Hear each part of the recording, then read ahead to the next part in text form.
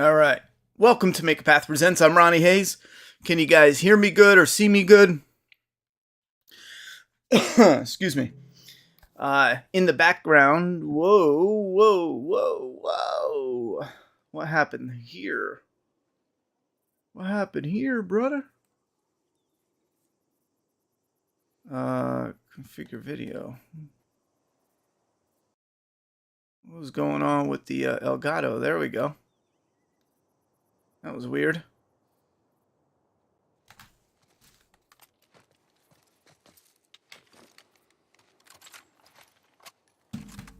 Yeah, that was really weird. All right. In the background, you'll see similar characters to the game. Now, the game is not past where the show has gone. So if you're worried about spoilers, it's just in the background to give something different to look at. Originally, I was going to put up clips of the actual show because I could pull up HBO Max. However, if you let more than 2 seconds run, they ding you. Now, if you're new here, my name is Ronnie Hayes. I'm going to give my thoughts and opinions like a regular first impression review, and that'll be the first 10 to 15 minutes. I was working on clipping the front of the review and re-uploading them, so you'll probably see that over the next couple days. I'll probably have all 5, so anyone who wants to rewatch the reviews can either watch the stream and leave. If you want to stay, we're going to get into fan feedback, which is your thoughts, opinions, and what you thought about the episode. Let me make sure you guys can even hear me. Okay. And also, because of your generous tips throughout the past few weeks, actually, I think throughout this week, we ran a upgrade goal where we got a new webcam. So what you're looking at, if you go back and watch an old stream, you can tell. What I'm working with now is called an Elgato Facecam. Runs around 100. I got it for 150. It runs around $200. If you go on Amazon now, it's still 150. But I did a lot of research, and that seemed to be the best one. I'm very happy with it. At the moment, I do have to tweak some settings, but a big thank you and a shout out to you guys because that is crisp. I know I do have to work on a backdrop now. I started tinkering with things, but I'm going to have to put some shit back there. There's a clicker mask over here, by the way. And, you know, I wasn't going to unbox it, but there's a clicker statue. I honestly should have had that already prepped. But now that I've waited for some people to show up, I'm going to pop out the chat, and I'm going to go directly into my thoughts and opinions. Let me just skim through, make sure you guys can see me good, hear me good. Okay. Another thing, too, even if you tip in Super Chat now, we're going to acknowledge them, but we're not going to actually, or I'm not going to answer them until after my review portion because I want to get it all the way through. So let's do the last bit here, and you know what? I think I forgot to share it real quick, and then we're ready to rock and roll. One thing I put in the title, I'm going to begin my review now, by the way. One thing I didn't put in the title that they copyright claimed me for another Last of Us. Damn, bro. Calm down. HBO, calm down. Calm your shit. Pump your brakes, bitch. All right. So, I shared it again, so forget about that. The title I put bare minimum, and these episodes, I'm seeing a pattern now. We're 5 episodes in, and I'm enjoying what I'm watching.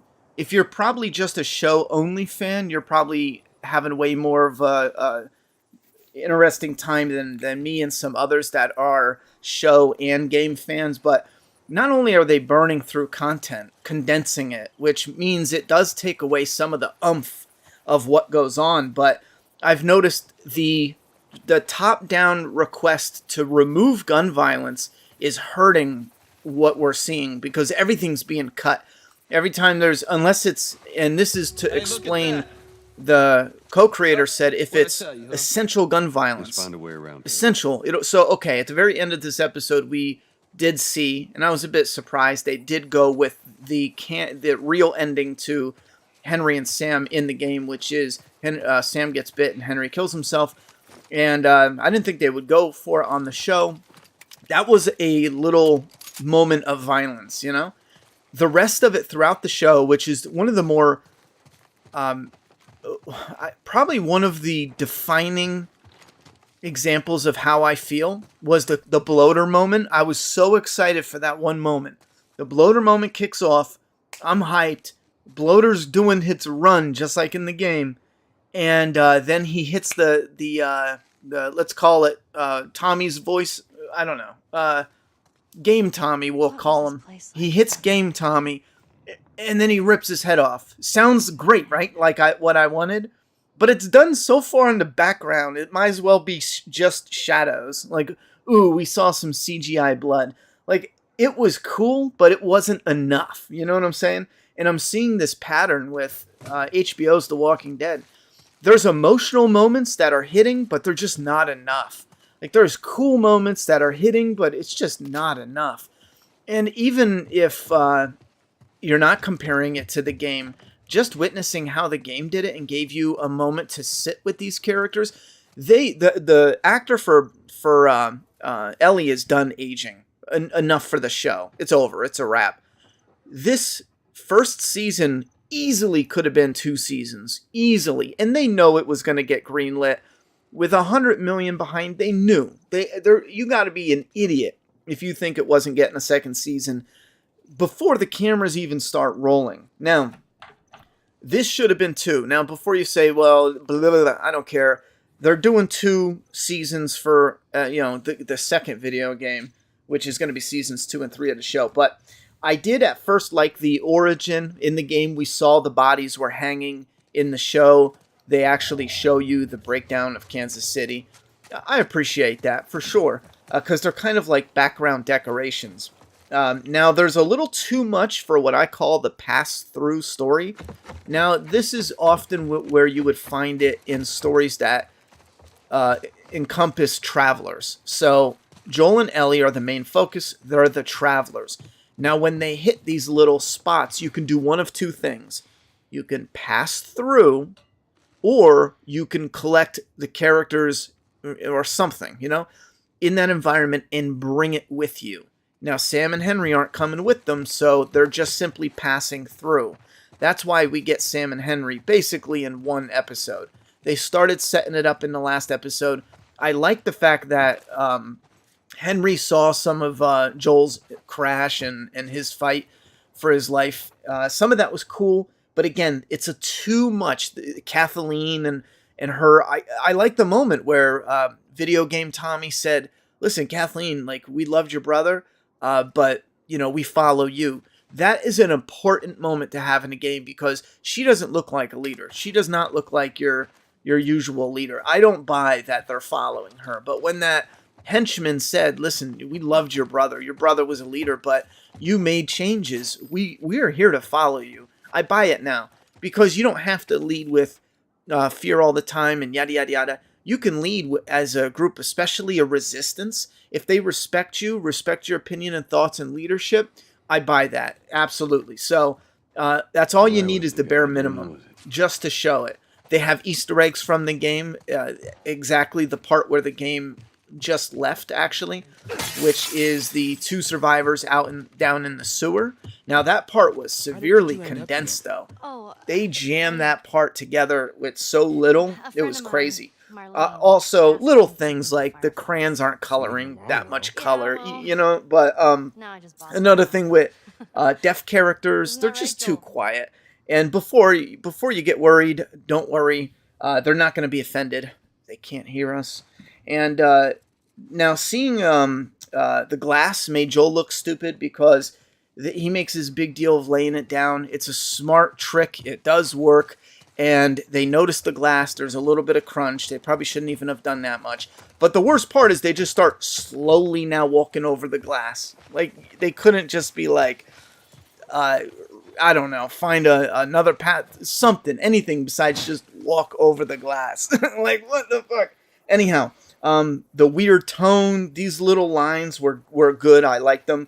That's only a little bit, though, with Pedro Pascal in this episode where I thought the charm actually worked pretty good in that moment where he's like, Henry's like, you have a weird tone. That's fine. He's an asshole. He always has a weird tone.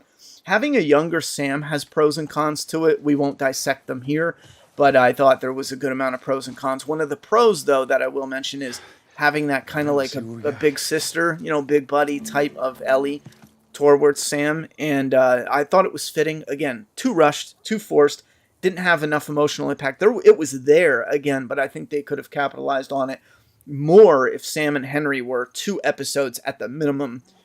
2 episodes, sure. Anyway, 2 solid ones, because right now what they're doing is they're going, okay, Sam and Henry meeting and talking and introducing to Joel and Ellie. And then they're going to walk 5 feet, investigate the sewer area with Ishii and all the background character stuff from the games, and give you a little tiny glimpse of what was in the game. And then they're going to stop again and talk for another 5 minutes. You see what I'm saying? So there's just these moments where they're sitting down doing the interactions, but it felt like it's smushed together. Now, the walking in the middle of the street reckless, there's all these small little things that are really stupid, like in episode 3, where the survivor, you know what I mean, is out in the open having a gunfight. Same thing here. They're out in the open, just, they're not... any moment to have a perfect crouch scene, this should have been it. Crouch, sneak around. All right, it's clear, and then they get up and yada, yada, yada. A sniper shoots at them. But it just seemed all reckless. Now, again, the sniper, they just cut to a dead body. Some of that stuff is really getting on my nerves. The sniper position, the bad guys knew that Joel was there. Kathleen sent people there, but she's standing out in the open. We saw some cool clickers and runners and stalkers and a bloater, but super fast. I mean, it was like, oh, here's some cool shit, and it's over. The little child clicker gets locked in the truck, but then somehow it gets out. Is there a deleted scene? I don't know. Will we ever know? Mysteries forever surround us. But then Kathleen, for the second time, has a chance to kill the person. Her people are getting decimated. She has an opportunity to go, there's the person I want to kill, bang, and then she can try to make a getaway. And they have to do this old dramatic, like Henry, and they just stand there a moment, and then they wait a moment, and then at the right moment, the friggin' little girl, what's that called? The acrobat gymnastic clicker, which I thought was cool, but rips her face apart, and that was good. But again, they pulls back. The gore is missing. It's on the side of a milk carton. Where you at, gore? You're missing. I don't know. Yeah, so that was it. So then they end it with the. I think overall, I have a more positive feel when I'm watching it. I like it, but I'm missing the gun violence. I'm missing the gore. Again, not because I'm like, ooh, blood, I'm sick, but because it packs the punch. And when it's removed, especially removed all the time, it really does take away that punch. Excuse me. But there's overall feeling of it's emotional but not enough, kind of crunched. It is jam-packed but not enough. There could be more. There should be more. There's this weeble wobble of, man, it's good, but it's missing just an extra snap to the punch. It's missing extra depth to the emotion. It's just missing that extra that really should be there. So I'm gonna have to say it's like getting it's like getting a gold necklace, but somebody I can't think of anything, because can't you clean that up? I don't know. It's like getting an inheritance. Yeah, this show is like getting an inheritance, and then the government taxes it like 60%. You're like, oh, this is awesome. They tax it, and then it's like, that sucks, but I'm still getting a lot of money. This is awesome, but man, does that suck, Anyhow, so that's my thoughts and opinions. I'm still gonna, I think looking back now at every time I rewatch an episode, I seem to be taking a point away. So I think a lot of these episodes, except for 3 was probably like a 4 out of 10, but 1 and 2 and 4 and now 5, I think they're fighting for a good 7 out of 10. No higher, because the scenes are just missing that oomph that should be there. All right, so that's my thoughts and opinions for this episode. Overall, we're going to get into some fan feedback here in a moment. I'm going to double check with chat to make sure we're not missing anything and make sure I have things set up going forward for the fan feedback together, right? And I do want to mention, though, before you leave, today I posted every Friday, I post a flaw versus awe on my Flaw vs. All channel. Today was Halloween 2018. Next Friday is Halloween Kills. The Friday after that is going to be Halloween Ends. And these are brand new ones. Halloween 2018 only had minor changes to it, but Kills is going to be newer, and Ends is going to be totally new. No one has seen anything of that.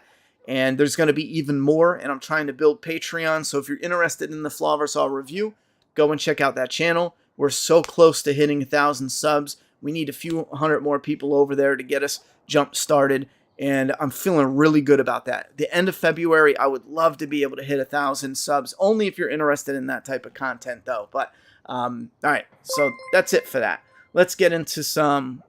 Joey Jojo has a comment here. I'm happy they put it on 2 days early. Allows me to watch it Saturday afternoon instead of having to wait until Monday night. Finally get to join a live stream from the start without having to risk spoilers. This episode was my second favorite. 9/10. 9/10. 9 out of 10? A little high, a little high. I feel you, though. I feel you, though. Oh, yes. Thank you very much for reminding me. We're going to put a poll in chat. I got to start remembering. I'm going to make a little cheat sheet because I forget little stupid shit like this. So we're going to vote on The Last of Us in chat. You guys let me know. Episode 5. You either...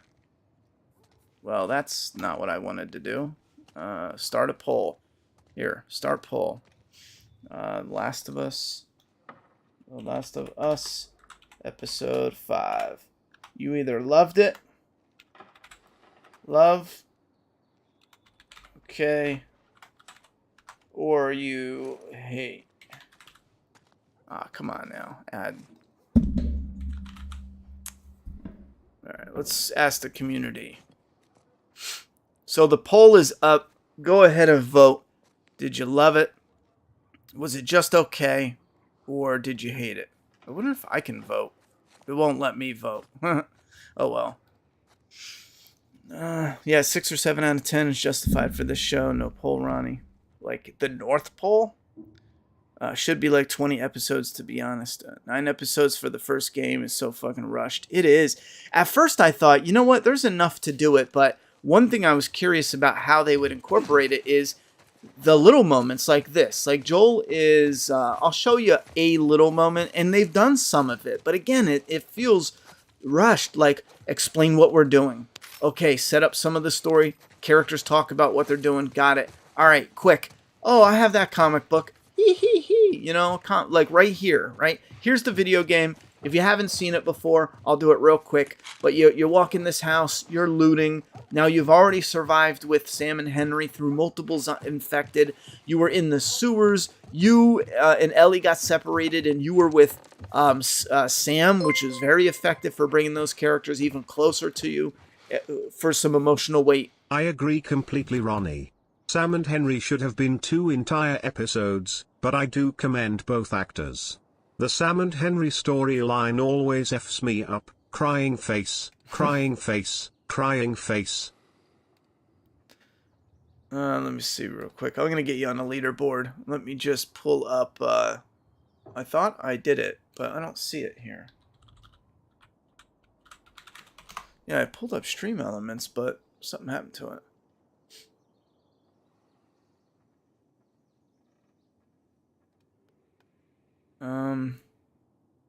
Yeah, like I said, there's just more depth to it, and some of it, I'll show you. You're literally walking around, and then you have this interaction, and it adds so much more weight to it, especially when it kicks off. Oh man.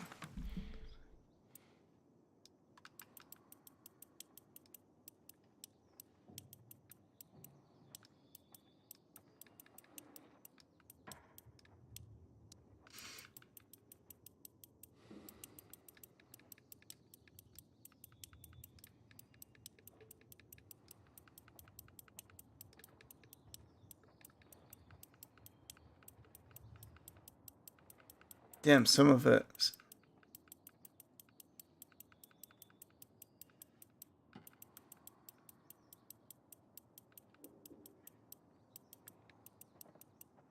I'm not fucking with this right now. Besides, I think it's in this note up here. I'm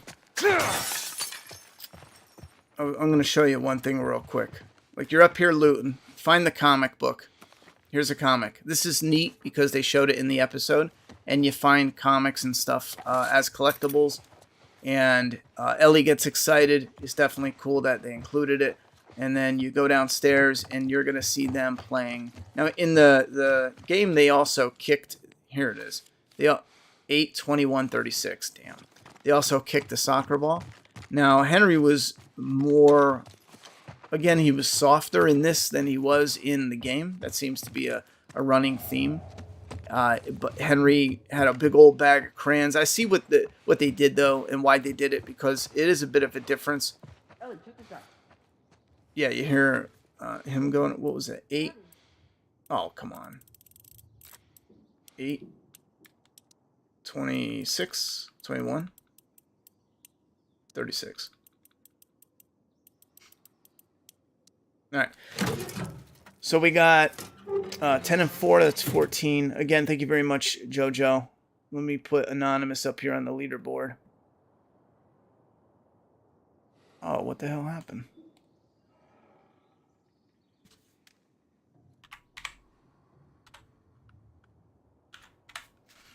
Alright, done.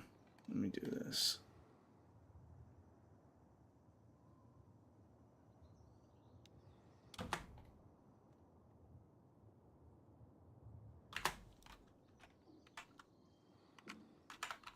There, my bad, chat. Alright.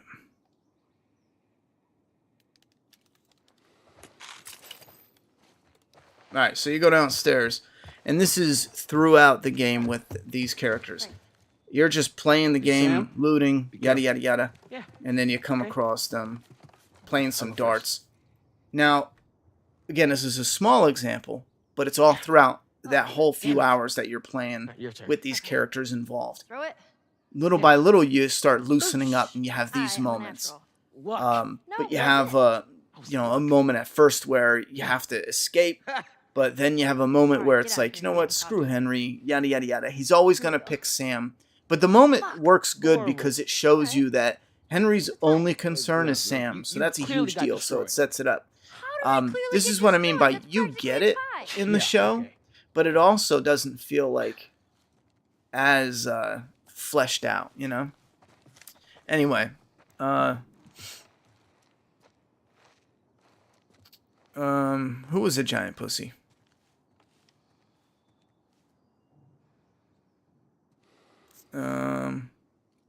That was Musy. I'll put you down, Musy. I'd be curious who was a giant pussy, though. Let me get you on there. Let me skim through chat. Maybe someone said it in chat. Thank you very much for the tip support. I appreciate that. Let me fix this damn thing.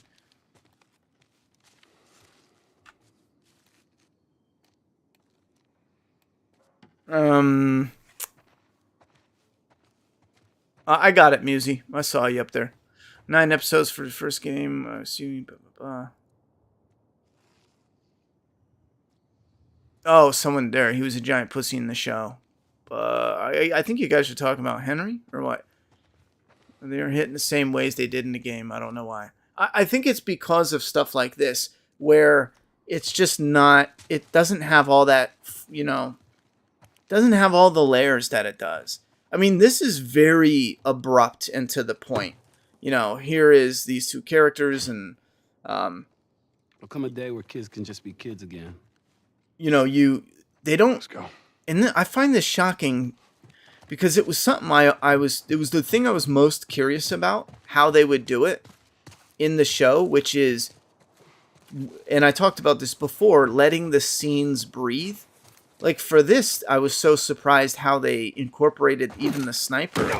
Like here's the sniper moment in the game. Like they really took Did you see where it came from? some of the main bits in the game, and they really just jammed it there and had them stop and chit chat. You know what I'm saying? And you can tell when you're gonna have an event in the episode, and this is how you know to look for it. small sets, indoor usually. Like, for example, that room that's all painted and stuff. Sewers are a good way to go because studios usually have, like, rotating leftover sewer sets, that they can just redress and whatever. But what you look for is these indicators of a budget shift towards the event. And that's what we had with all the CGI at that very end of this episode. And I think that's in a large part of why. That one little moment looked amazing, right? But that one moment probably cost a ton of money, and that's why they did it. I thought my joke before was funny, though. But I can already tell in 2023 you can't joke about anything. But just for the record, that was a joke. I don't care about... deaf characters don't bother me. I actually think they, to a certain extent, they definitely add to what's going on. Especially with how they survive, how they go about what they're doing with survive and who they're with. How is that like with, like that paper? I remember that as a kid. That little, you write on it and then lift it up. And that was cool. I like that. But... Are the Gamer Boys happy about episode 5? I don't know who the Gamer Boys are. Or do you mean that as like an insult for like the entire gaming community? I don't think that's how it works, though. I don't think all the gamers suddenly like it. You know what I mean? You're going to find gamers that are going to... Oh, man.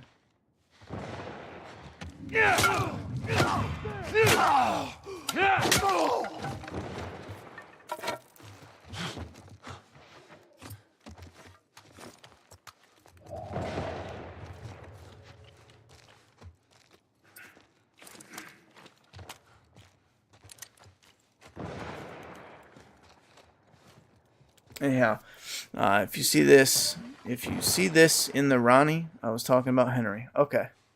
You think season 2 will change anything about Joel's fate? No. Well, I think it'll be tweaked, but I think they're gonna carry on like they did. Listen, they're in they're between a rock and a hard place. If they do it, it'll prove... This was the first episode since the premiere that had my full attention, but I agree I needed more. I'm hopeful now at least. Wait, how are you going to be anonymous and drop 100 bomb? You slippery bastard. Oh, you shan't.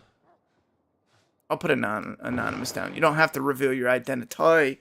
But, man, thank you very much for that support. Look at that gore, man. That's what I mean. Man. Going back into the game and getting that gore. Damn. Pick that up. I'm going to hit anonymous. This one's for you. Whoever comes up these... Getting bombed with a motherfucking Molotov. Watch, he's gonna get me. Alright. Let me top tipper. He's gonna get me when I'm not looking. Son bitch.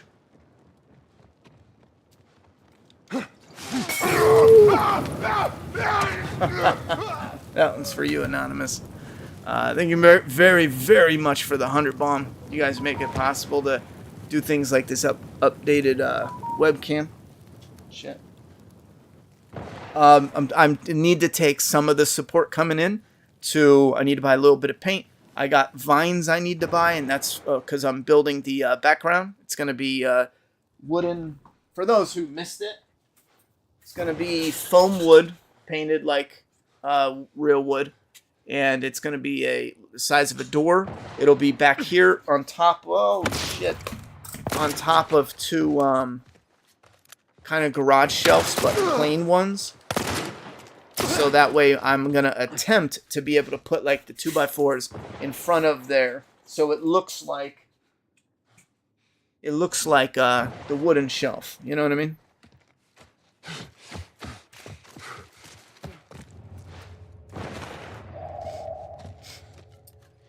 Didn't I have a shotgun? Yeah.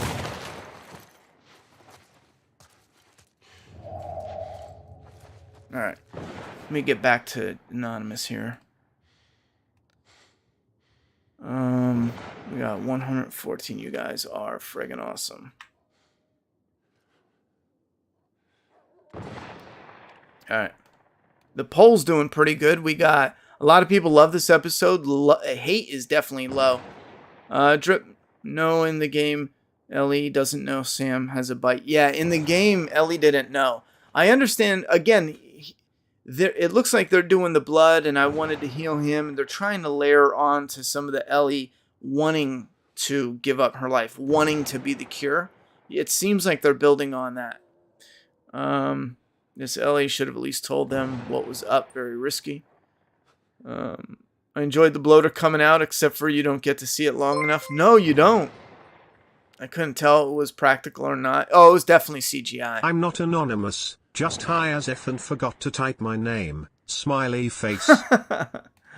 Oh, is that you, Veronica? Oh, Veronica, you're a doll. You're friggin' awesome. Let me put you up there for sure, though, and let me adjust this. I want to show you some love, get you on there. Veronica, what did you think about the episode? I'm looking for your comment to see how you felt about it. Where are we at? Yeah, I want your name up there so that way you can be the reigning champion this stream. Alright, oh man, I'm gonna have to do some math here. So that would be 135, is that right? No, 140, right? It's 25 would be 34. Not 139, I mean. I hope I did that right. To be honest, the infected coming out that hole reminded me too much of World War Z. Yeah, when they do that, I find it frustrating when they do the CGI that's just flooding out. Luckily, though, it was like a quick little burst. I don't understand why they can't do a okay, here, you know, they're fast and they're quick and they're, you know, they're heading out of the hole, and then the you know, the enemies are starting to shoot at them, but there's just too many. They're being overwhelmed. Like, it's possible to showcase that. I don't know why you need to make it where they run out of the hole instantly. You know, that's what gives it that World War Z look that's floppy, and it looks like they defy, you know, defy physics.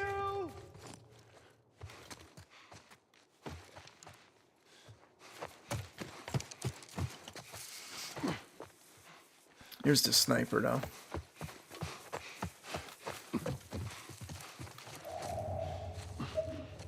Is there something over here? Oh, shit.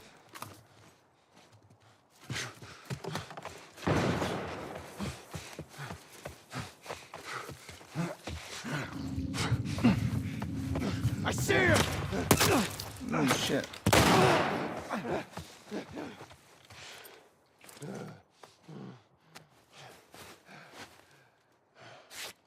Hold on, chat. Let me just clap his cheeks right quick, like Santa Claus over the North Pole. Who else wants it? I got a scope. Oh shit!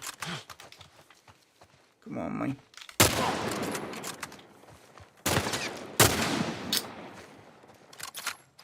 Ready? Look at him out in the open like a tough guy. We got him. Ladies and gentlemen, we got him. He's not dead, though. Now he's dead. Oh! Man down. Alright. What do you think of them making Sam deaf? Does it hinder the communication? Now, I made the joke before. I was like, well, deaf characters make it quiet. Don't worry, they can't hear us anyway. I thought it was pretty humorous, and it's kind of offensive, which is great. I think we need to bring back offensive and humorous jokes. Shock value all the way. Let's make fun of everybody. Everybody deserves it. But I like it at certain times, for sure. Because it like with The Walking Dead, they have Connie. And if done right, it definitely has the ability to show what, from a different perspective, what survival is like, you know? Because if you're deaf and you're in the woods, how amazing would it be to actually showcase like vibrations? You know what I'm saying? And they try to do it. I give them credit. They attempt to do it. Hollywood has a bad tendency to do like the generic, what is it? Like where they do like something where the sound is very muffled and it's like, you know, but what about doing some sort of vibration thing and highlighting that where maybe one of the characters, you know, touching trees or walls or something while they're while they're moving, and then they feel this vibration, and that gets them to turn around, but do it in clever ways. That's a very generic, quick example, but every time I see, or it feels like a lot of the times when we see these, deaf characters, they do the minimal shit with them. It's kind of like, oh look, they communicate by notepad. Yay, we did we did everything we were supposed to. We're revolutionary for deaf characters. It's like, you did the bare minimum, bro. They could have mixed a little something in there that was kind of extra cool. But what do I know? I'm just some asshole on the internet.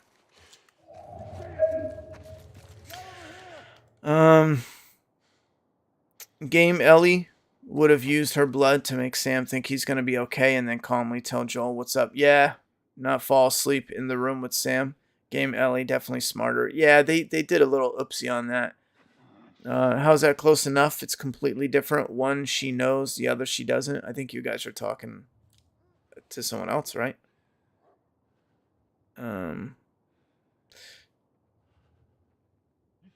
Maybe they will delay Joel's death a few episodes with how hot the show is right now. Money, money. Yeah, that's what I was saying is with Joel's death, if they do any change, that's going to show gamers and society that they were wrong with what they did for the second game. And honestly, can they kill Joel in the show? We're speculating, right? Can they kill Joel in the show? If they want to use it to kick off the story, can't wait. The story got to move. So you'd probably have to set up some mystery in the first episode and kill Joel by the third at the latest, most likely second episode, to really, kick it in the gear. Similar to stuff that Game of Thrones does, where it's just devastating. But we'll see if they're able to pull off something that's devastating. We'll see. I don't have a lot of faith in that storyline. Let me see. Did my Veronica mention what she thought? She left me. Ellie was also only 14 years old. She probably thought Sam would be healed or something. Well, I'm fine with her giving it a shot, but not mentioning it is a bit off with the connection they're trying to make with Joel and Ellie. To be open, to trust each other, to communicate. Still waiting for Joel to use his sonar ping in the show. Old man power is no joke. They should do something. Honestly, like as a fan, I think it would be great to showcase, like, here, Pedro Pascal walks into this building, right? And they need to be safe. They're being quiet. He comes in. He sits down. Well, I think you're talking about this. The ping. But what I mean is, honestly, the listen mode. They should have done a nod. I think it would have been great as a fan to have Joel do this little nod where he goes down, he listens, he's stepping, and you can hear his creak, but then we kind of get like a sound ramp up for movement and creaking, like off to this room. And then as he goes along, he can kind of follow, like here's the wall, here's the door, and he's kind of following this creaking sound, and he's being extra quiet, crouched, going around. And as soon as the creaking sound gets to like the edge of the door, it reveals like one of the Fedra or anybody, a bandit, a hunter, walking to come outside but looking around. And then Joel snatches him up and like chokes him out or something. One scene, crouching, listening, snatching him up. It's like a mini Easter egg, and it helps, I feel, for the fan base to layer it down, add life from the game into the show. They do some little stuff already like that, but I think that would have helped out. Again, one little nod to the listen mode. Not the ping, though. That's cheating. I'm just doing it to rush to this next spot so you guys can see who haven't played the game. You can see what the sniper nest looks like. Here it is. Why does this look different? Oh, there it is. What's up, boy? That scene with Connie in the field surrounded by walkers is pretty good. Ronnie, why does Pedro as Joel seem like he's not as dangerous like in the game? The violence is cut out. Joel is, he is a he is a force to be reckoned with, you know? In the... I love sniper matches. Oh my god. Feels stiff. Oh my god. Feels real stiff trying to aim.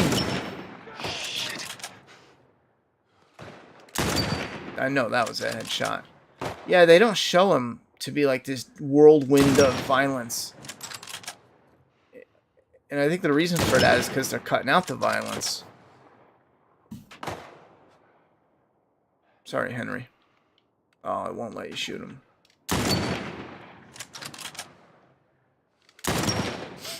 Something's going on with the game. I don't think it's usually that rough. Come on, guys. God damn it. Ronnie, what is Sam is so cute and sweet and gave every reason for Henry to not be Mr. Hard. Well, I think the thing though is it's not really. I mean, it's something that we are allowed to talk about. I mean, it's not, just because we talk about something doesn't mean it's a negative, you know. Unless you're, other people in chat are being overly negative. But with Henry, I see. Joel, I don't. Joel should be, hard, rugged, rough, a whirlwind of violence. There's no ifs, ands, or buts about it. It's ingrained in his character. No, there's no denying it. But Sam's different though, because in the game, their escape and who they were and what they were doing was it was all different. I mean, not totally, but it was definitely different. And in the show, they had an area, they had a place to bunker down. They didn't have to only take not even a single toy, even though Sam's book bag is empty. You know what I mean? Like Henry was just harder about survival. And it made sense because it was absolutely life and death at any moment. In the show, though, it's a bit softened up because of the fact that they were there in that environment. Come on, Henry.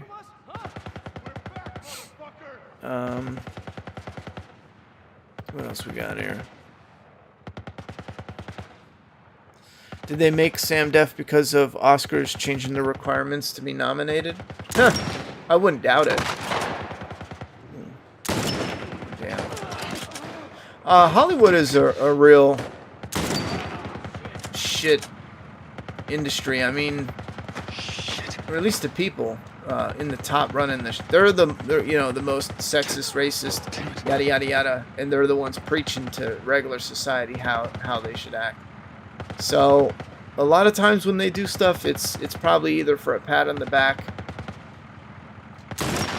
or some other motive, Unless there's a person there that was on set genuinely liked the casting and thought it would have been perfect. Come on.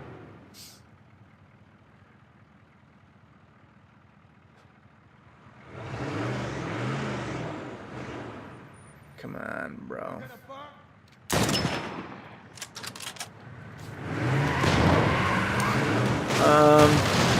Do you think they'll change anything about Joel's fate in season 2?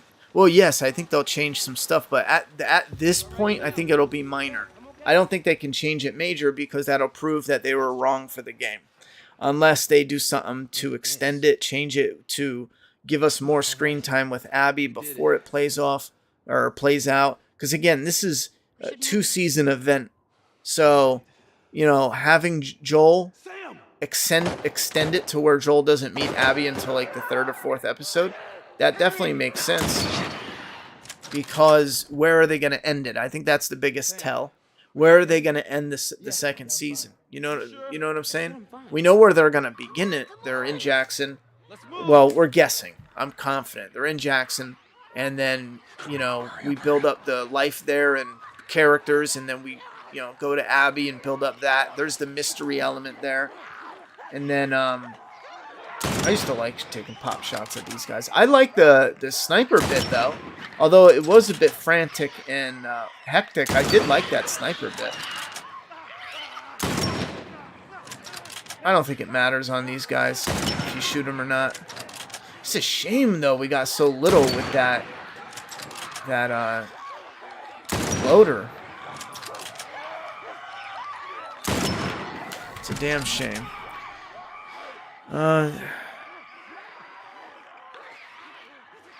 Play the game, half the story won't be told next season. They're going to retcon a lot and add things. Only 2 games, not enough story for a short series. Had you watch episode 5? It showed up episode 4 for me.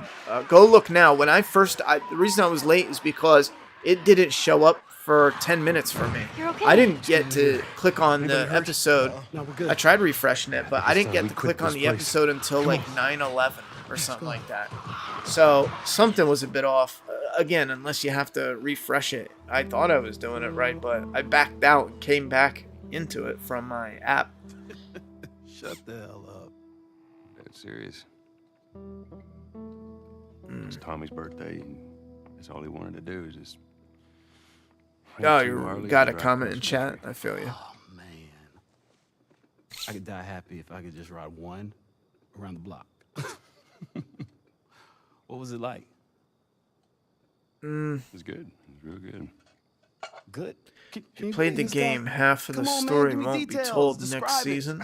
You know what? They're gonna retcon a two lot and deserve a add little things. privacy. It's No, only 2 Ellie. games, not enough for a story This for a isn't short just any series. regular motorcycle, okay? You get on that bad Well, boy, yeah, I you feel think that that's a engine, given, though. I you mean, like it. Oh, yeah, how would you know? yeah, they're adding stuff even if there's enough time, you know. But Okay. let's see, part 2. Where would be a great place to end it? Now, I think it would be easy to just pick. It would end with a I cliffhanger don't think anyone from my group will of show up. Ellie about to get killed by Abby. You know, that seems like it makes sense Worst part about initially, it all, but then when I think about it, it's a Sam. the big reveal.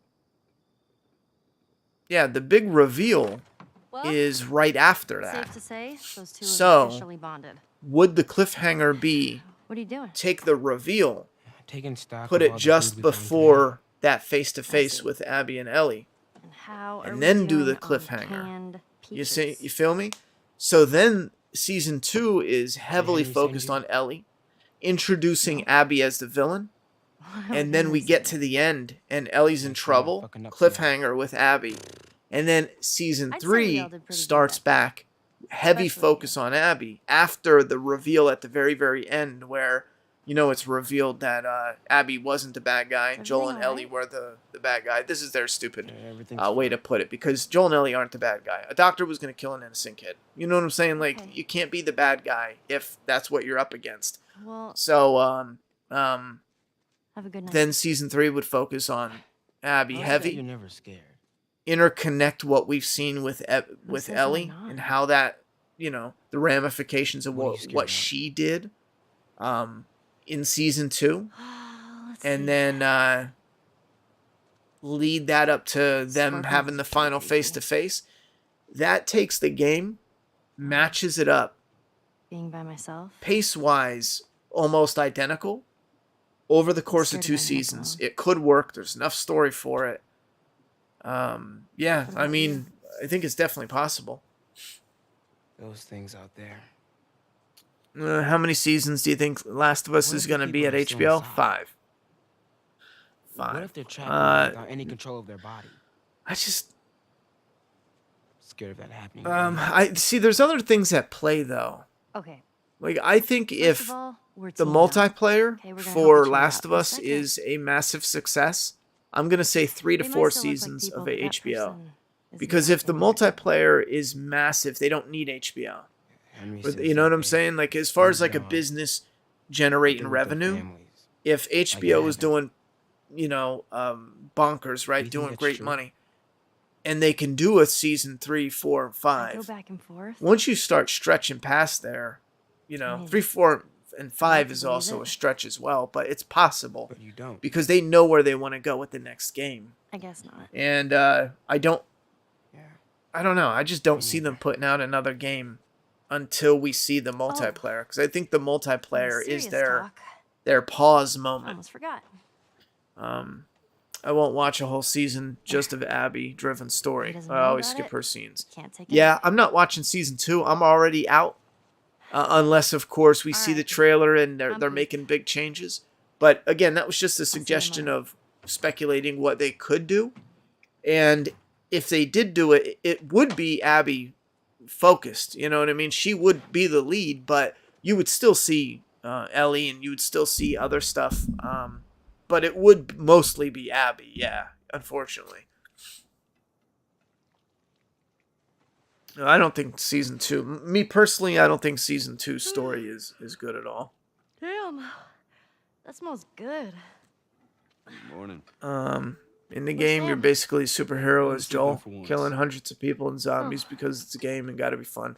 I agree with that. Join us. You In can the go show, check it's it out. overly toned down, but it can't be killing like that. Well, I agree, he can't be killing like the game, sure, but he doesn't kill at all. You know what I'm saying? Like, he could definitely kill more. Like, look, my personal argument, I don't know about in chat, but my personal argument is when they leave one area and they're in the sewer, there should have been something with infected. Even a small moment. You know, when they were leaving the quarantine zone, you get one soldier. There probably should have been 2, and then an escape. I get because they're going from one episode to the next. Alright, roll it over into the next. But there's nothing. You know what I mean? We get these pieces, Henry, and even then it's butchered in the editing room. I'm gonna get that gun Well, it's from you, filmed okay? to be butchered in the Okay, edit. okay, easy. This is your fault. This is nobody's So I would fault. argue, yeah, the game would be ridiculous to suggest as a Henry, no. show.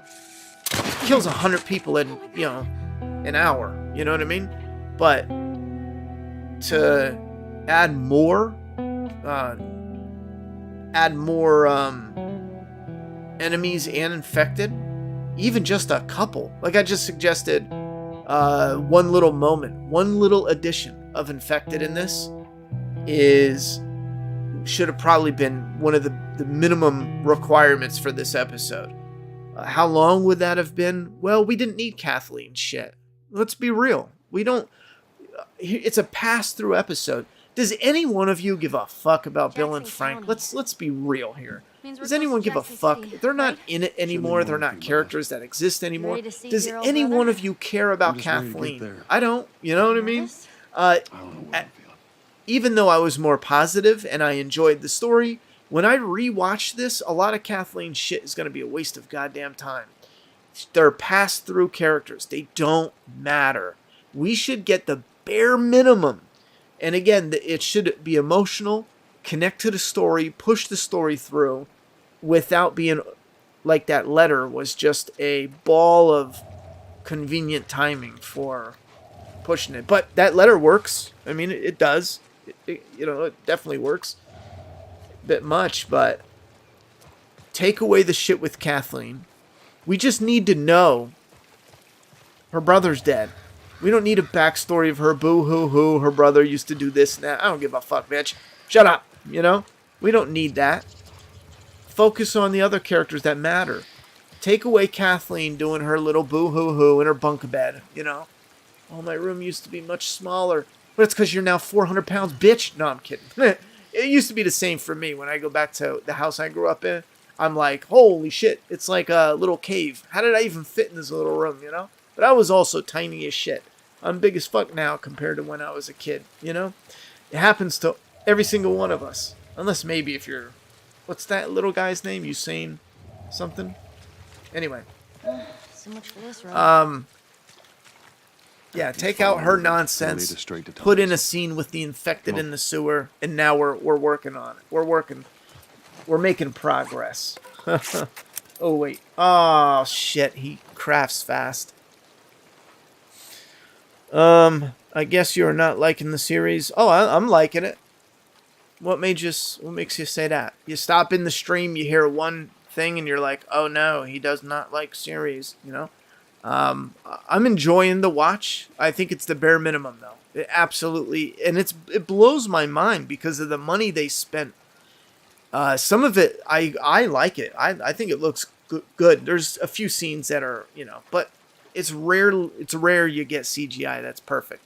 Like the bloater lifting people up, and there was a couple moments where it was flaky CGI. It was rubbery, but I still enjoyed the shit out of the bloater. But it's one of those moments where you're like, yes, this is awesome. It's over. You know, that was awesome, but it's over. So where do you go from there? I said, yeah, it's awesome, but it was like a 3 seconds of awesome. I wanted at least 10. There's nothing to kill because there's hardly any infected shown. Yeah, but that's, again, I don't know. I'm not really sure, like, the context you're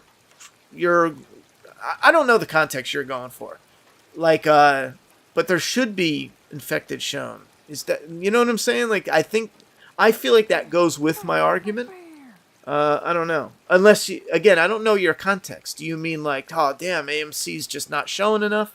Or do you mean like, duh, there's no infected there? You know what I mean? You can't kill infected that's not there. It's like, well, I know it's not there. I want it to be there though. Game is too politically woke. Which one? The second season? I don't think the first one is woke.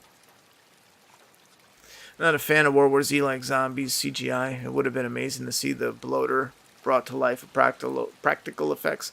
Yeah, I'm more practical, but I would love to sit down and see why. It's because we always hear of how expensive CGI is. What's the limitations with practical? You know what I'm saying? Guy in a suit. You don't need a lot to move around. You got a gnarly suit. Enough for him to do was like, get a wrestler. They're big as shit. How awesome would that be? Practical, wrestler, get a guy on a wire. He picks the friggin' guy up. You lift him up on the harness with the wire. And then he slams the guy down. Damn. CGI gone, you know?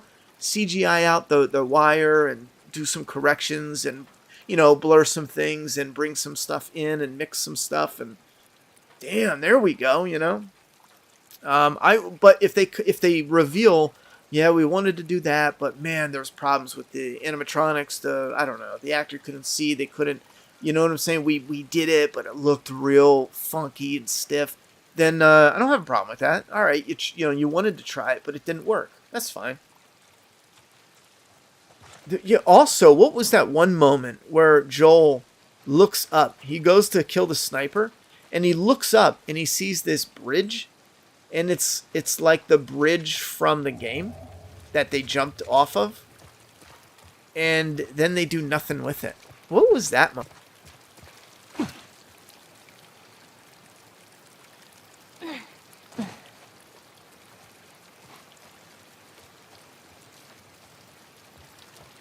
What happened between you two? What do you mean? You and Tommy. You're not together, so clearly something went down. We just had a bit of a disagreement, that's all. Ah, here we go. So what was it about? Tommy saw the world one way, I saw it the other. And that's why he joined the Fireflies. Yeah, your friend Marlene All right, ready? promised him hope. That kept him busy for a while, but just like Tommy, he eventually quit that too. Yeah, this looks so good. If you guys haven't played the remake, I believe his last you words need to me get were, on it. "I It don't looks ever so wanna see good. your goddamn face again." I think it's really good for people who haven't played the He's game, gonna but help people us? who have know We're it's gonna much find cooler. out. Well, One magazine is not a sure without his stash. help? Second season, Just I keep need going. to stop just reading comments because some of them don't even match and it's fine because people are talking to each other and that's great. You know, talk away. But sometimes I'll read it and I'm like, that meant nothing to our overall. I feel like I'm just confusing people on that stop by. Okay, well, White Panda says, yeah, we're on the same page. There should be more shown. Gotcha. I was missing the context because I wondered if you meant it the one way or the other. And I feel like HBO should be putting a little bit more in it.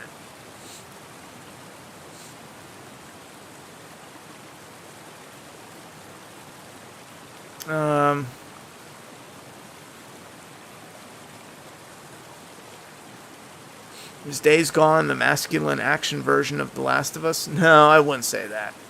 There's room for both of them to exist. They both should exist. There's stuff in Days Gone you cannot get in The Last of Us. You'll never get that one man, one horde, stand your ground, blow shit up, sit there with a Tommy gun. And you know what? As cool as that sounds, I wouldn't want that in The Last of Us. The Last of Us has, different, it's two different types of games. You might look at it and be like, oh, third person. I I don't know. I mean, you might look at it and just simply say they're the samey just because of the fact that they deal with zombie-like infected, both of them. But there's definitely a difference in the gameplay. And I'm glad both exist, because I love Days Gone. It was so fun, man. It's such a fun game. And the weather changes in that game, amazing. Like in Last of Us, this is when you're going to get rain. And that's fine. I mean, I love the game. And it would kind of be a little wonky if the weather changed whenever. But in Days Gone, the weather literally just, it'll get sunny, then rainy, then windy and rainy, and then there's snow. Like, it's friggin' awesome. There's snow in this, but only in certain, like, you're only getting rain in this level, and somewhere else you're only getting snow in certain ones. And then, like, in this game, for example, you'll get little bursts of infected in rooms, and you have to strategically take them out, distract them, kill them, watch your ammo reserve. But for Days Gone, it is yard out, man. It is yard out.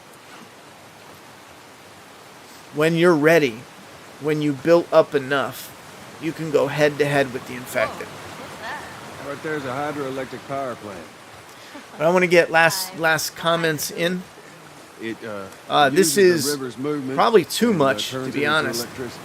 This is going to lead into Look, I know what it is. the I don't next know how it episode. does it. I don't know if they'll do stuff like this, but this is going to lead into the next episode. Let me see if 1. It annoys me that you're 11 off your goal. And 2, at this point PPA who complain ABT woke BS all the time at this point are the snowflakes emo. I knew Bill was gay since I first played the game, why else would he have a stash of gay CNFRMD?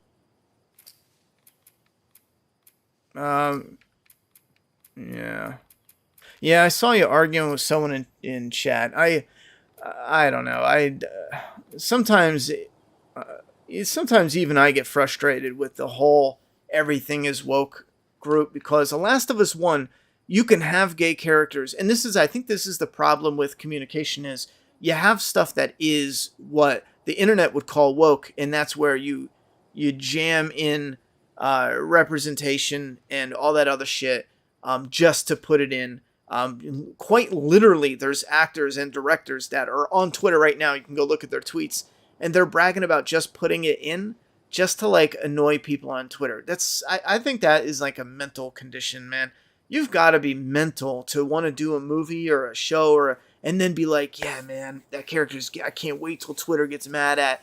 You know what I'm saying? Because the people you're targeting, it's like five homophobic people, and then the other, 500 people just want a damn story, but you're over here like, yeah, I can't wait to really stick it to the 10 homophobic assholes on Twitter. Oh, all right, those 10 guys, yeah, sure. Let's care what they say, But that's why I think the whole woke gets. Once we get to a point where everything is woke, you're gonna look as foolish as the woke if we call every single thing. There has to be purpose to it. Like, I have no problem people debating Last of Us Part 2 being woke overdrive. Sure, I'll agree with you there. I'll agree. They sacrificed Joel just to give it to Abby and a more diverse Joel and Ellie, which is Abby and Lev. We already broke it down. Abby and Lev is an absolute reboot and a redo of Joel and Ellie. Why would they do the same story? If they're so good at writing and telling stories and that's where their passion is, somebody answer that. Why in the world would they do the same story a second time? Let me get you on the leaderboard here, though. Actually, what the fuck? Did that not pop up? Hold on. What's going on with this? Let me get to Muse, though.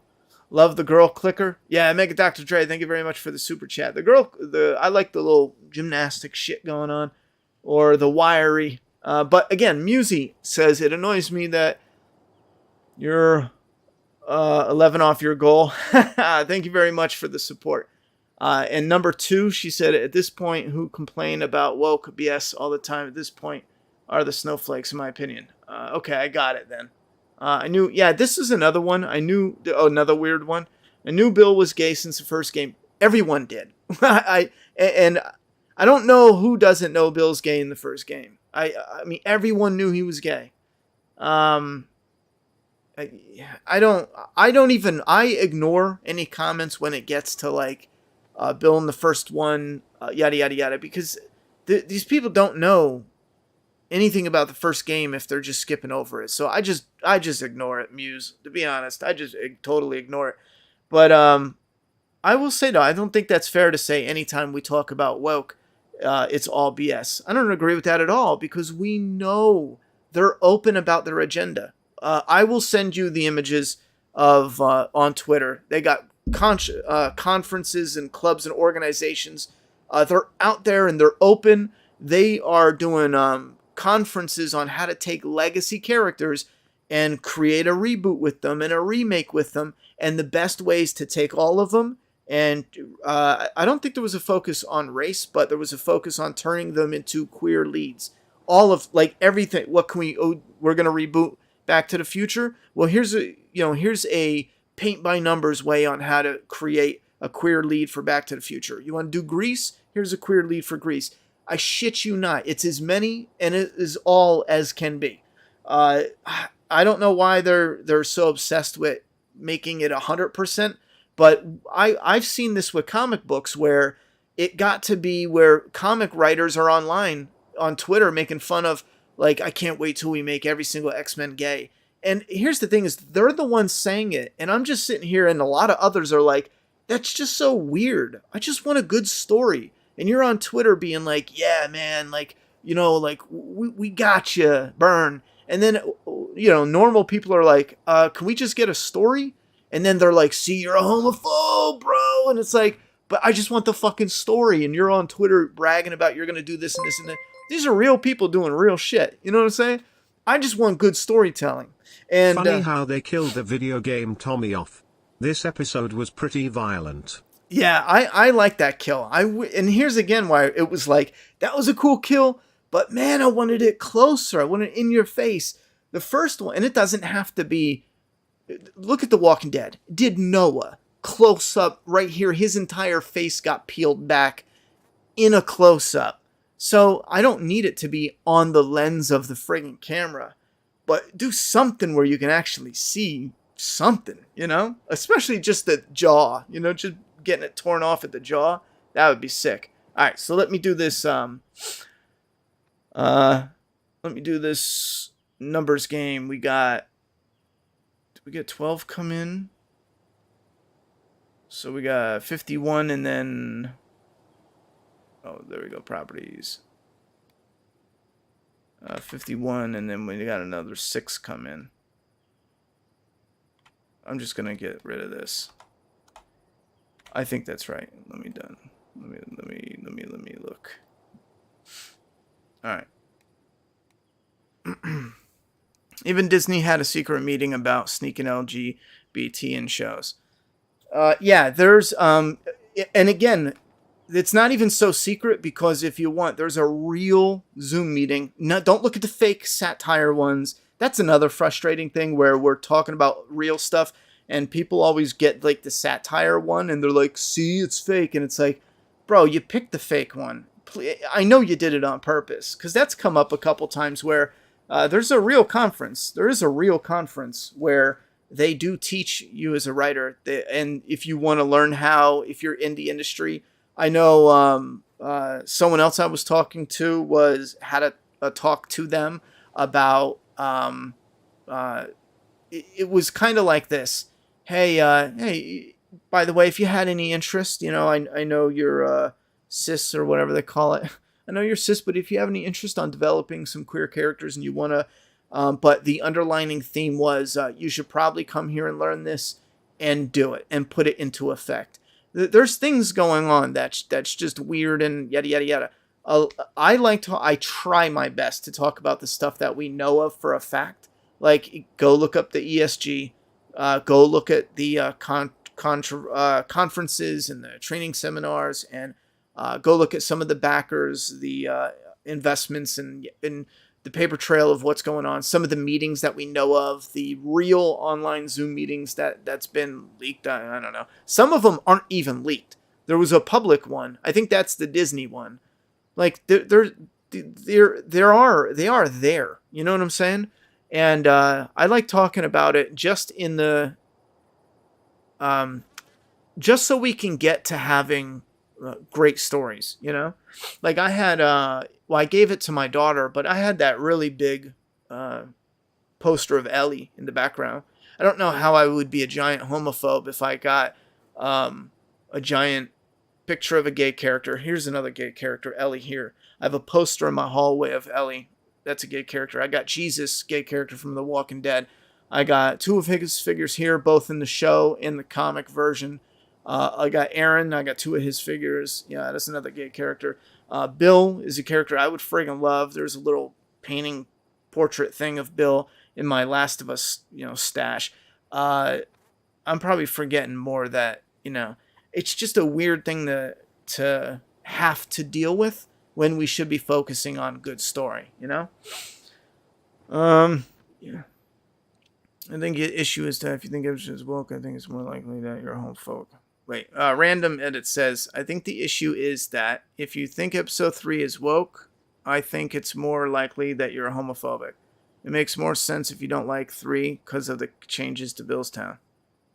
Yeah, your comment seems random. I mean, the first part reads how I read it, and that I disagree with that. That seems crazy. But then the second part is a logical statement. So I think there's a typo there. I feel you, Moose. I definitely feel you. Don't like 3 because it takes away from the entire school section with the bloater reveal in Billstown. See, I would have even been fine if they pulled back on the bloater, because there's more to the Billstown than the bloater. The bloater is the cherry on top.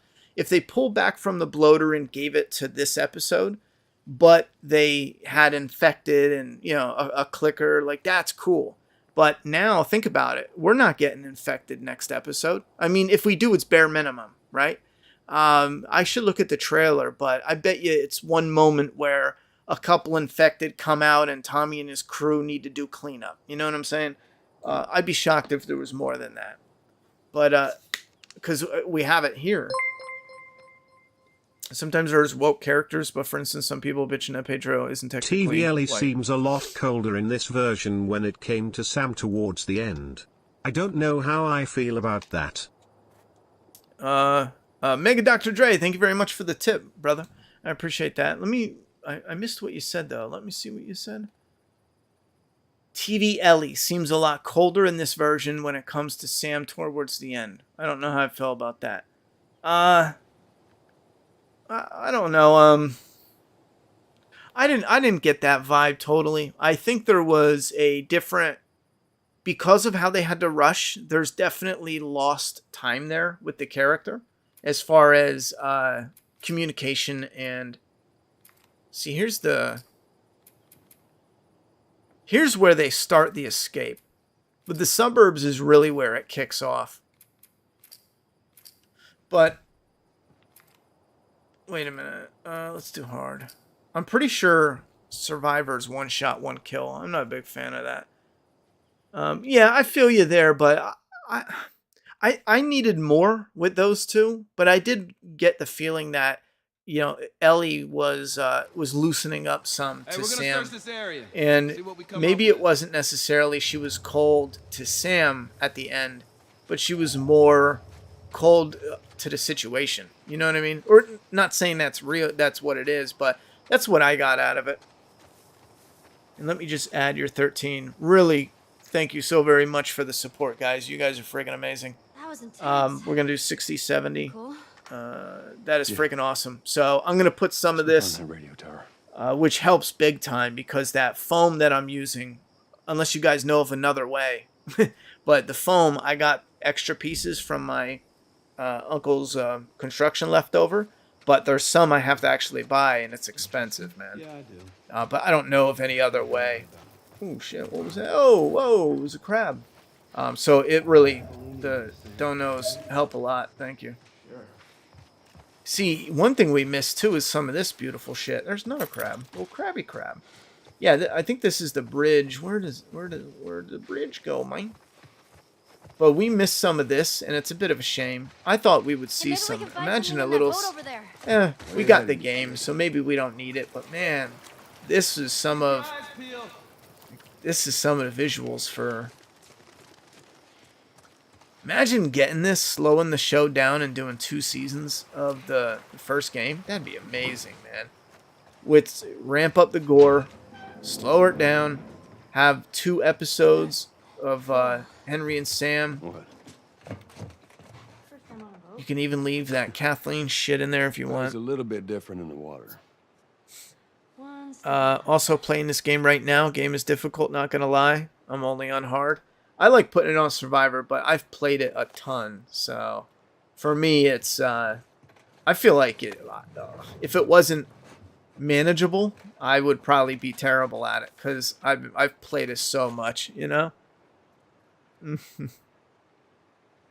New PO box. Yeah, I should be going this week to grab the keys. I'm waiting on the email, so I'm gonna go in. I talked to the lady on, what was it, Tuesday? Because I dropped off something. So I should be going in, getting the keys. And that's the thing I'm waiting on because I need them to give me the number. I know where it is, but I don't have a box number yet. But like I said, this week it should be definite. I should be good to go. And I'll put it in Discord immediately. I'll let you guys know immediately. Because I know Mary was asking too.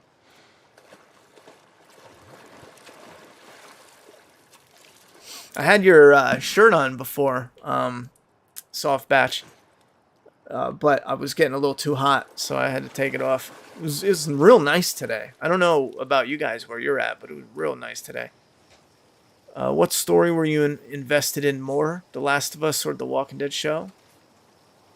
You know what? I have to say, Hey, Ellie, the I found something. Let's go see what it is. The Last of Us Part 1 is probably a cleaner, more enjoyable story over. Hey, I bet this goes all the way through. You know what? I don't think that's fair because you're playing, and 2, you know, like you can judge a show in a show, but how do you judge a video game in a show? The video game, you're in it, man. You're in it, you're playing it, you're part of it. So I don't know if that's even fair because if I could play The Walking Dead and The Last of Us, and it was the same quality, but the only difference is the story. Shit, man, that's tough. I don't know.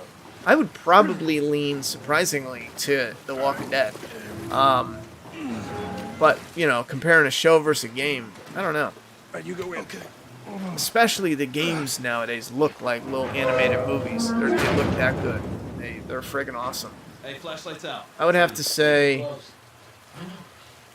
I think old Walking Dead had my heart for sure, but The Last of Us first game is probably a close tie, if not second place.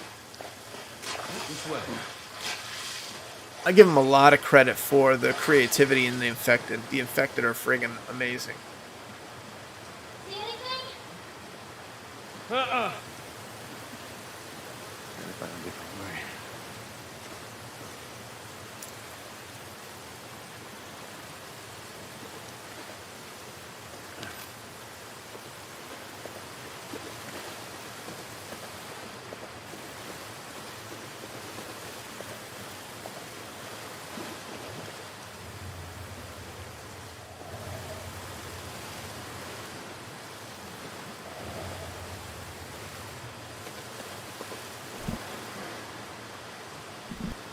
Hold on, I'm trying to figure something out. I have an impression they're kind of rushing with part 1 to get to part 2 with the show. That would be a shame. That would definitely be a shame. No COVID, huh? Oh, I hope you feel better, Soft Batch. Glad you don't have COVID. Still sucks you got sick. Check this side out. We have goodies for you. All right, I'll get on that. I really need to. I need it for the comic too, because I'm shipping out my issue 5 and 6 for people that pre-ordered it, and I need a return of address for anyone who might have given a messed up address or something. So I want to get those shipped out immediately. I'm starting to, so I want to... Wait. And again, I need that P.O. box for it, so... I'll probably almost definitely have it this week. If you can get it open, I can crawl through and... Or if not, I'll know exactly when. Oh, yeesh. That is a big rat. I think the show's good, but it could be better. I feel that. I think if HBO knew it was going to be a hit, they would have done 2 seasons on the first game. I don't know if I buy that, because you know it's going to be a hit. Like, we all knew it was going to be a hit. I mean, well, I shouldn't say that, because Hollywood, if they do it right, and if there's money to back it up, then it's going to be a hit for sure. But Voila. again, that's a tricky one because Hollywood has a tendency of shooting themselves in the dick, you know? But if you were seeing what they were filming, even with the violence cut out, We're just gonna have to see how everything pans out. because I don't think the majority of people give them crap for cutting violence out. I think some people would bring it up like, hey, you know what I noticed? I usually don't watch zombie shows, but I can watch this one because there's like no blood and guts in it, you know? I can definitely see that conversation happening. But I don't think the people that are into the blood and guts and gore of the zombie, I don't think they're overly hateful to be like, ugh, you know, I take it as an insult. A few of them will, but I don't think it'll be noticeable enough for HBO to even take notice. Unfortunately, I wish everyone boycotted episode, 6, and they got 10 people to watch the episode, and then HBO and the industry from this point forward would know to not cut gun violence and gore. It's stupid. Oh,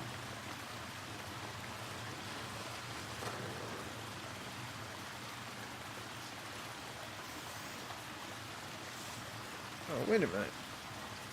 Wait a minute here. Oh, there it is.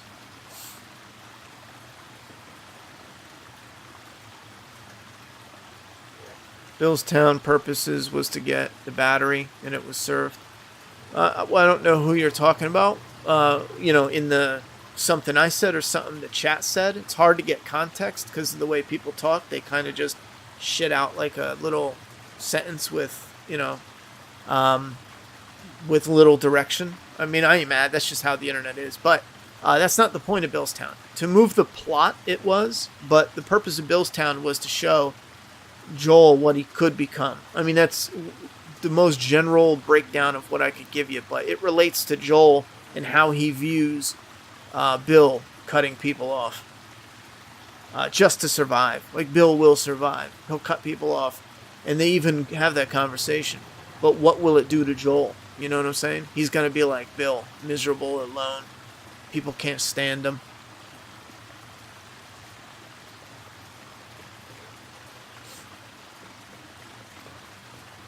I do agree with that. I think if it was... Muse said, Ronnie, you know damn well I'm not talking about you. I forget now what part.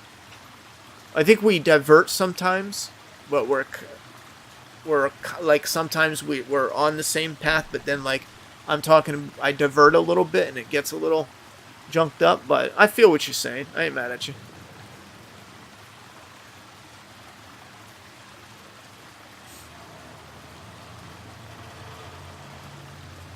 But I do disagree with you. The less triggered people are about wokeness, the sooner it'll stop. I highly disagree with you. Because I look at why they're doing it. You can go right now. They are openly telling you why they're putting it in there, and it has nothing to do with people complaining about it. What I was talking about was some of the weirdos in the comic community. Oh yeah, I didn't even finish that. Yeah, the weirdos. That's what they would say. And yeah, they're in, but they're never going to stop because they are building a career off of being warriors for wokeness. I shit you not. I've been watching it for years, and at first I kept my mouth shut and I was like, you know what, man, I just want the good stories. You guys can bicker back and forth. And you see it just mutate and evolve. Pretty soon, some of these people were arguing, with nobody because there's nobody out there that cared. There's no one attacking them. And they were just going on and on and on. And eventually they turned on each other. I mean, it got pretty dark. But the point though is, people would tell me, no, Ronnie, comics aren't going woke, blah blah blah blah blah, they're not turning all characters gay. And then every month, Flash is gay. New headlines: Superman is gay. Superman's son is gay. Batman is gay. Robin is gay. Batman and Robin is gay. Harley Quinn is gay. Poison Ivy is gay. Poison Ivy and Harley Quinn are gay. So every friggin' 6 months. So now in the comic industry, I think almost every single character is gay or has been gay, at least once. Some characters have been men that got pregnant. You know what I'm saying? Like, comic industry is and they're never going to stop. They are turning it into a career. They're building people on to follow them. Now, the reason why it's imploding, though, is because the people that follow you on Twitter for the virtue signaling don't buy comics. They don't read comics. They're not comic fans. They're fans of what the character means to the people. That's it. They don't give a shit about anything else out there. Not all of them, but a lot of them. And we see that because their numbers plummet and they end up having to make deals with the libraries to buy them in bulk because the comic shops are getting screwed. I was talking to a guy who owns a comic shop, and they just get railroaded by Marvel and DC, man. Like, if Marvel and DC need to push a book that's not selling, what they'll do is they'll rope the comic shop into taking them, take a number of them, return them back, or keep them, or I forget what the rope-a-dope is, but sometimes they have to order them to get other big issues. It's crazy. Do I think Troy Baker will play Awful David, the Chester Cannon? No, I think they already have David, and they showed him, but Troy is like David's right-hand man.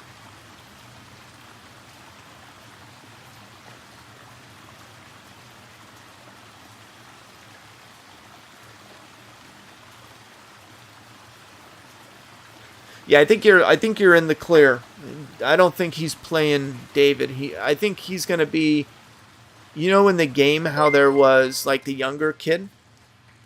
I forget his name. Do you think James? they should recast Ellie for season 2? She looks 10, but she is 19 and will not get taller. Can we get this way? No, she's not gonna get taller. She's aged as much as she's gonna at this point. Man, I love this. This is gorgeous. That makes it Gorgeous. However, I don't think they'll recast her. Hey, maybe this will lead I don't know if it makes sense. Jam. I get why they would, though. I think it'd probably be the smarter bet to recast her and then maybe find someone more appropriate for that type of role. But something about it, I don't feel like they'll. Again, she's 20 now. She looks like she was what, 18 when they filmed? She looks the same at 20. So that's a tricky one. Henry, give it a shot. Because if they recast her, it's all her. It's nothing about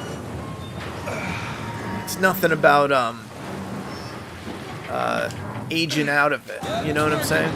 Because she would be the same age as the character, just about. She would be perfect age-wise. I'm gonna have a look. You keep an eye Let me out. add Negan to the tip goal. Throwing down on our background here.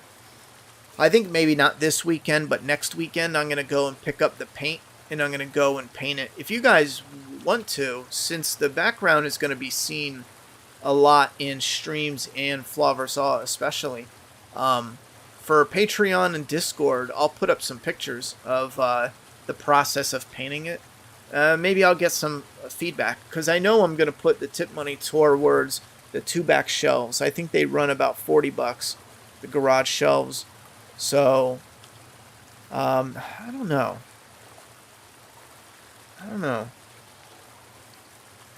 I got to look to see how part of me was thinking maybe I'll just buy those. You know how they have like the cube? But those are more expensive for some weird reason. They're like the cubed, where you put a square, I don't know, little, like a bin. Is that right? Well, they have some of those that are thick, and they're wood grain, so it would fit, but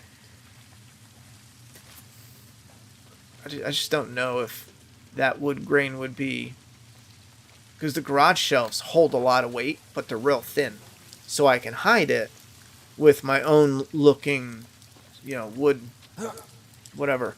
Yeah, Season 2 Ellie is going to be interesting. I hope they make some changes to Part 2, but when Abby appears, I'm bowing out of the show. I wonder if the success of Last of Us will affect the writers of The Walking Dead. Hopefully they don't make the character more soft or anything like that. I don't think it'll affect the writing in that degree. Because the thing that, even though we recognize that Joel is harsher in the game and then softens up, or I should say the father comes out of him,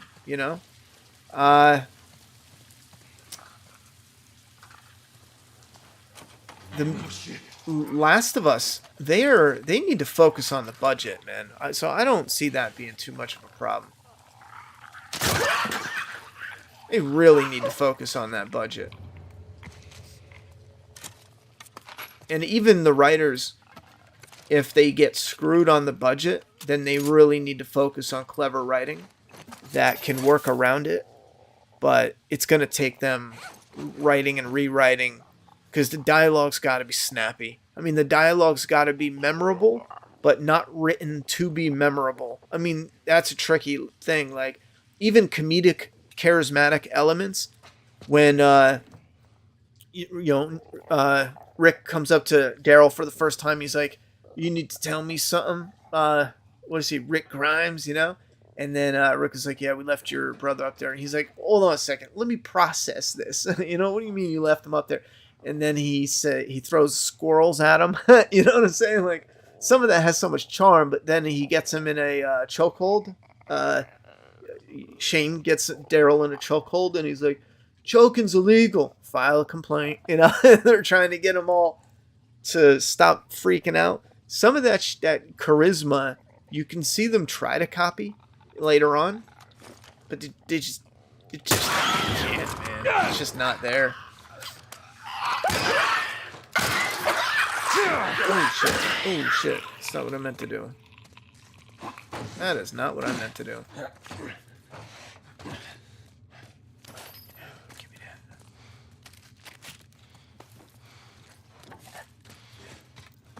that. What is that? Little notey note. Oh, you know what? I think the thing is up here. You guys saw that picture? It's probably too far, but the picture is in this level. The picture with Ishi? I forget. It's Ishy, I think. The picture that they found in the little room with all the colorings.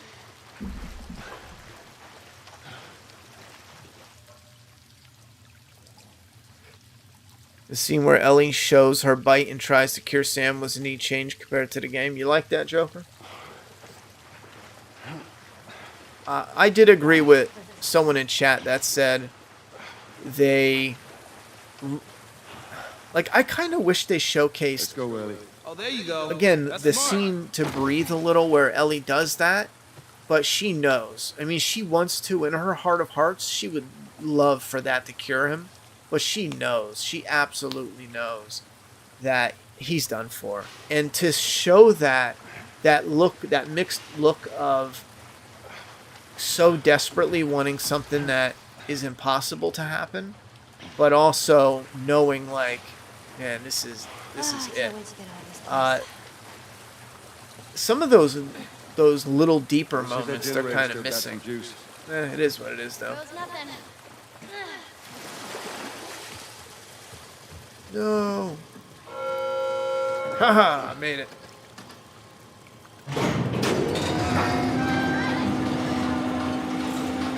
Ronnie, you did a good job making foam look like wood. Thank you very much. I think it came out pretty good. I got 2 more beams over here. See, they're supposed to be like 2x6s, and then here's like a 2x4. And if you look, doesn't that look like real wood? I think I did good. And what's great, though, is because you guys are friggin' awesome and you support the channel. With my old webcam, it looked just like a muddy blob, but with this new webcam,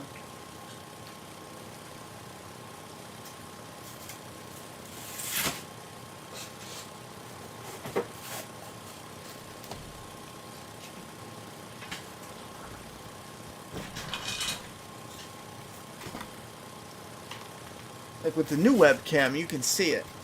And some of it, this would be good because I'll look at it later on stream, but look how nice that looks. Doesn't that look like a 2x6 of wood? Not quite. Maybe 2x8. I don't know. Where's the ruler? Do I have a ruler here? 2x8, yeah. It's like 7.5 inches, but see what I mean? It's all dinged up. Up close, you can kind of see some of the paint marks, but what I did was I used a wire brush to give it the grain. And then the trick, though, and I figured this out all on my lonesome, and it worked out perfect, and I love it. But the trick is you use a wire brush to get the grain, and then you use a heat gun, and you just gently wave it across, and it starts to melt it, but does it in the way of the grain, to where it really looks like water rotted kind of wood. Like, look at how it has texture to it.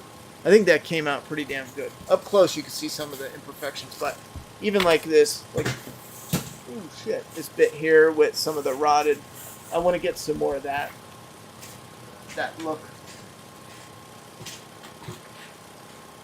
I tested some of them, like these were, oh man, I'm going to destroy them. They're just so big. These were prototypes with screws in them, and originally they were going to be maybe kind of have zombie fingers, if I can get something. Zombie fingers like grabbing onto it so it looks like it's boarded up on a window back there. But it was all a test for what could be done. And some of these, I think that came out good. Some of these grooves and how that looks. But this was like the more 2x4 looking. You can see the misshapenness from the heat gun. I think that came out good. But maybe not the ends, not so much. Yeah, not so much.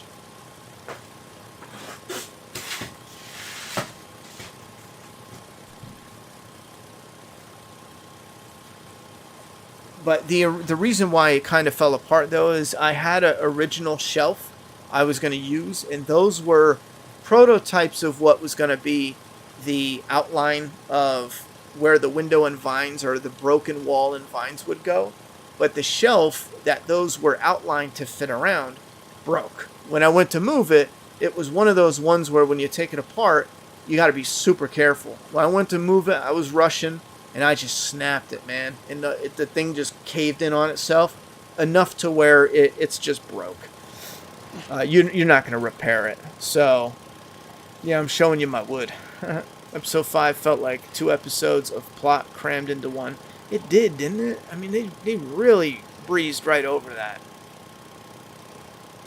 Absolutely mind-blowing how the clickers and bloater's attack was. I liked it. Again, there's a couple moments, a little rubbery, but I was hyped for it. Oh, it was an accident. It was an accident, guys. Hey. Aw. He's trying to hit him with the brick. What's up with this? You think there's people inside? Maybe. See, here's the sewer where, in the show, where they enter. There's a lot more to it in the game. You have a whole sewer network. I don't hear anything. That's why in the show, when they were like, oh, you know, walking and going, you go over here and you go down and we're there. And I was thinking, like, holy shit, already? What are we doing? You know, just, you know. Tons of great moments in episode 5. Not enough development. It's Ish. All right. Glenn should be Jesse. The show doesn't depict the world to be as brutal as the game. No. They need to show the brutality, not just tell. I agree. Thank you very much on the compliments, Mary. The game did censor some violence. Joel hits David's guy with pipe test getting shot. Not showing David's face during Ellie's attack. Ellie's hacking cutaway right after. Good vibes only. I wouldn't even count that close to be the same, though. Not even close. First off, there's a buttload of gore and violence in the Last of Us video game. For them to take... Now, again, not every scene is heightened by violence and the visual of violence itself. Some scenes are great by altering them. For example, Ellie hacking away at David. It would be no problem to see David just get his head split open. But that would distract us. The gore of David's head being just brutally macheted in half takes away from the emotion that we're supposed to be getting on Ellie's face. Ellie, her emotion, her heartbreak and disgust, her fear, all of that, everything that's going on, should not be distracted upon by the gore at all for David. So I personally won't count the David one, because you're taking something that needed to focus on Ellie and saying, oh look, they looked away from the gore. Well, they should have looked away from the gore. And the runners in the TV show seem like World War Z zombies. They are super fast. Oh, awesome. The runners, yeah, they were pretty damn fast. Calm down. But yeah, some of those other ones we can argue, like you can see Same with the post over there. Tess getting clapped, it's fine. I think again the reason why the game, if the perspective was different, they would have showed her getting clapped. I don't think they said, ooh, that's too much, let's not. I mean, they might have, but for us it's our reveal. We come around as the characters. We just had this emotional scene, and then we look down and there's Tess dead. It has this impact to it. Oh, what did I miss? All right. Let me add. Thank you very much, the real Rick Grimes. The runners in the TV show seem like the World War Z. We've gotten that comment like 4 times now, and I definitely agree. There's a split moment where it's like too fast, and I get it. They want them to overwhelm them, but I kind of feel there's a way to do it without having it too rubbery and fast like that. When they run like the fake fast with the zombies, you get that World War Z look, and it's not pleasant. Cancel. Where are we at? But thank you very much, man. Thank you.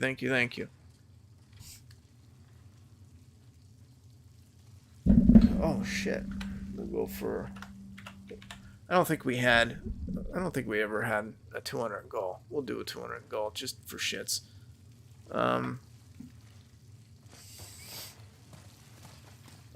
We do have to wrap it up though. I wanted to do these shorter, and I'm going crazy with length. Wait, I came this way, right? Alright, no, this is good. These environments look so good in this remake. You hear that? Infected. Shh. Quiet. Ronnie, where did you learn that trick with the wood? With the foam? Again, this is, for anyone who just got here, this is pink insulation foam.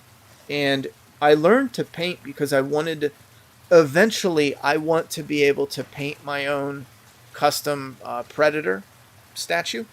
I'm going to buy this. The plan is when I learn how to paint, I'm going to buy this life-size Predator head and bust and paint it myself. I just want something. It's either pay somebody 10 grand to paint it or learn how to paint. And during COVID, I actually found a lot of enjoyment out of just relaxing and painting.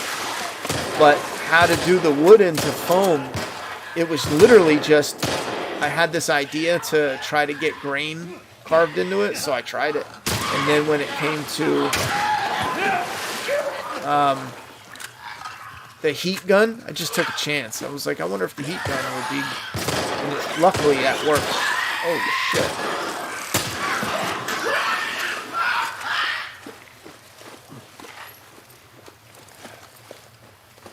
Well, I guess we know what happened to these people. Seeing how there was a clicker that had been gone for a while. We keep moving forward. All we do is hope there are any more. I think this is it. No, I think it's up ahead a little bit. Let me look. Here's the beginning of where you can start seeing the people's notes and rules and well, not the beginning, but it's even more so. We already saw the rules, but you can see some more stuff here. Up ahead is that, and again, I think it's the same. We might not find it till the suburbs. Now that I think about it, the protectors, it might be here. I don't know. Like, I'm still glad to get a head rip, but we should have seen it up close. Yeah, I know. We definitely should have seen it. That's what I was talking about in the review. It's nice that we're getting stuff, but oh, is this? Yeah, here's some of the coloring. No. Jesus. Is it? I know for a fact they used, or at least it looked like they used the same picture. I think there's a body in a room with, I think, kids' bodies. And I think that's where it's at. It says the protectors on it, if I'm not mistaken. What I miss?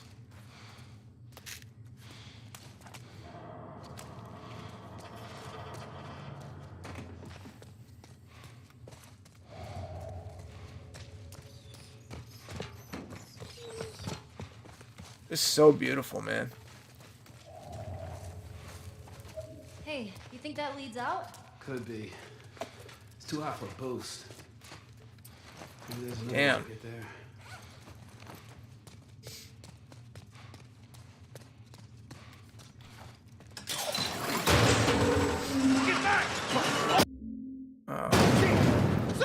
Hi, Ronnie. I'm not disagreeing with you on the censorship. I agree. I want gore and blood. I just meant sometimes they did cut away, but like you said, certain moments needed to. Yeah, but I feel you. But my argument would be I don't even count them as censorship because it's done for an artistic purpose. I think it's censorship where you don't even have it in there, and you're just purposefully filming around it because you're a little. I guess they're little bitches, you know? What else could they be? I mean, why would you care to go out of your way to cover violence? You knew going into this project it was very violent and very gory. That's the thing that annoys me the most with these people in Hollywood. They go into projects knowing things, and they actively work to change, adjust, to warp. You know what, Craig Manzin, is that his name? Well, fuck you. You know what I'm saying? You just showed up. You're that asshole that just shows the fuck up. I'm joking, though. I don't know if it's him or somebody else. I know the gun violence is top down, but that could be him, too. I don't have inside information on HBO. You know what I mean? I do know, though, that HBO is probably a perfect time to point and show us in chat and tell you, unless things change, mark my words, in 3 years, what's going on with Last of Us will be the majority of your movies, the majority of your TV shows. Like, that's what's being pushed through. Now, sure, is there going to be pushback? Yes. I mean, it all depends on how that's going to roll out. But get ready for it, because from what I hear, that's tell me next. The brand of your new face cam. I need a nice crisp one for casting requests. Is it easy to use? Any special features? ? Also everyone hit thumbs up ! Desperately need camera name. Hey, Muse, right here. It's called the Elgato Face Cam. It's $150 right now on Amazon, free shipping. It showed up at my door in like 8 hours. I kid you not. I ordered it late at night. It showed up the very next morning. It is Elgato Face Cam. There's a pro version for 4K, like a 4K, not worth 4K, but I did not go with that because I don't need 4K. I just needed the 60 frames a second, especially, but with a true 1080. So now this has a fixed focus, which means you can't focus up close and far away. It's only fixed right here. And as soon as you plug it in, it's ready to go. I would argue the only thing you need is good lighting, and then you can go into the settings and tweak some of the settings. Now, there's YouTube videos that would help you a lot better than I would, but I would highly recommend going that direction. But I know it's a lot. I mean, for a webcam, they have webcams out there for $40. I've seen people be like, "Why would you spend 150? Here's a webcam for 60." And I tried showing them like, "But here's what it looks like." When you pull it up, it's like, "Oh, that's clean. It's a webcam." But when you're thinking about using it for content, you don't want it to be washed out and blurry and all this other nonsense. Could there have been a better, 200, 300, 400 webcam out there? Sure, but my price range was around 150 is what I wanted to work with. So we hit that as a goal. I love it. I think it's doing good. I need to tweak more. I think the saturation could go down a little bit, but I'm going to play with it. But that's what it is. Elgato Facecam.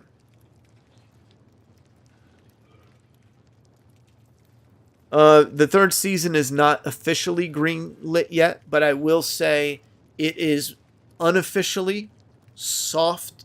What's a good way to put it? It is expected, okay? They don't officially give the green light. However, they know going into the meetings and they're being told that season 2 needs the game 2 needs 2 full seasons. So just to know ahead of time. Did I add on $4 more or no? Let me do it just in case, because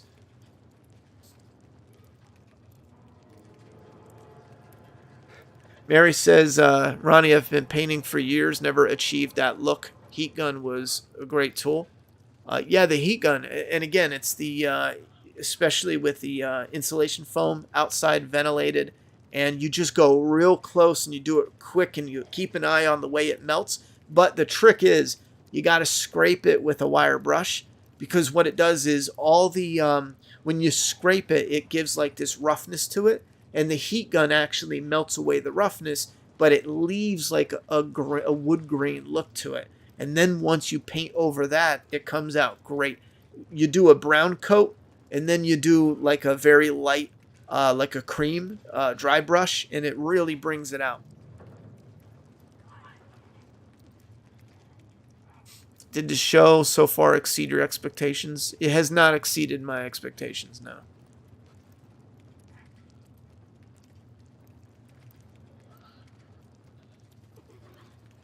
Yeah, I agree, good vibes only. There's definitely a right and wrong to when, focusing on the violence or focusing on, other aspects. It's clear in the show that they're just literally cutting it because they don't want to show it. There's no other logical reason. I know they tried saying, we only wanted to show violence that is essential. However, we can see that they're clearly cutting away. Like, we should have saw the sniper get shot. You know what I'm saying? But it's as if anytime they can go, is there something to cut away to? Yes. All right. Like for Henry and Sam, there was nothing they could cut away to. They just couldn't cut away. That's why they didn't. For the sniper, they go, all right, let's show them hear a gunshot. Does it really matter? You know what I'm saying? No, we should have saw, the focus should have been in Joel in that moment. He didn't want to do that, man. We should have saw the whole moment play out.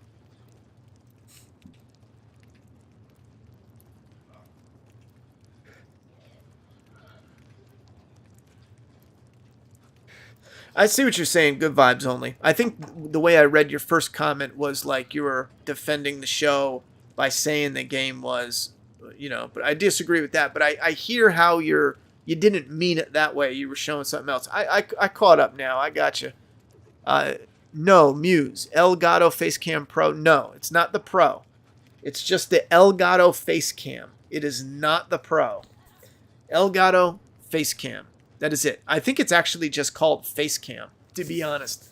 But it's made by Elgato. But again, not the Pro. I shouldn't even have mentioned Pro, but I wanted to because I told a friend about it, and he was like, I forget the price. It was like $400 or some shit. And I was like, hell no. The regular Facecam. I'm going to kill these infected, though. Punch liked the episode 10 out of 10. I'm glad you liked it, Punch. Let me kill this clicker. I need to eat a mint, though.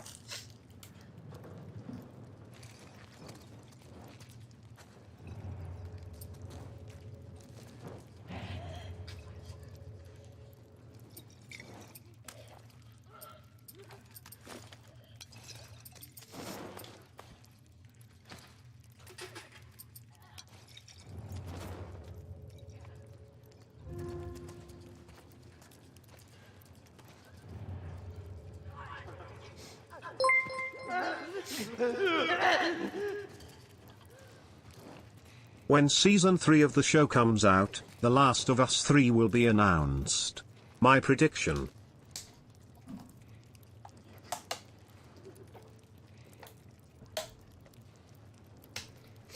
Hey, Mega Dr. Dre. Thank you very much for the 20 dono. Giving us, I think, one of the best tip goals we had in a long time.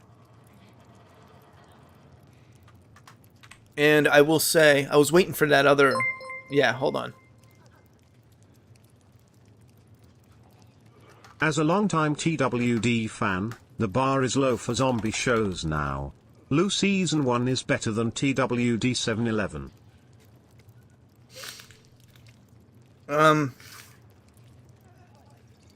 Real quick for, I didn't want to chew in your ear. When Season 3 comes out, The Last of Us 3 will be announced. That's your prediction. Now, I have a different view. I think they're waiting and relying on the multiplayer for The Last of Us. I think that is going to push the announcement of Part 3 back a little. But, ooh, shit. As like a backup prediction, I would agree with you. I think running a promotion for Part 3 along with Season 3 would be like the best bet.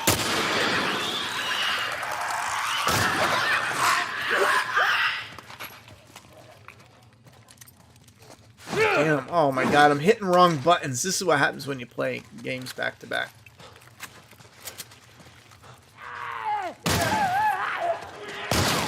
Ooh, shit.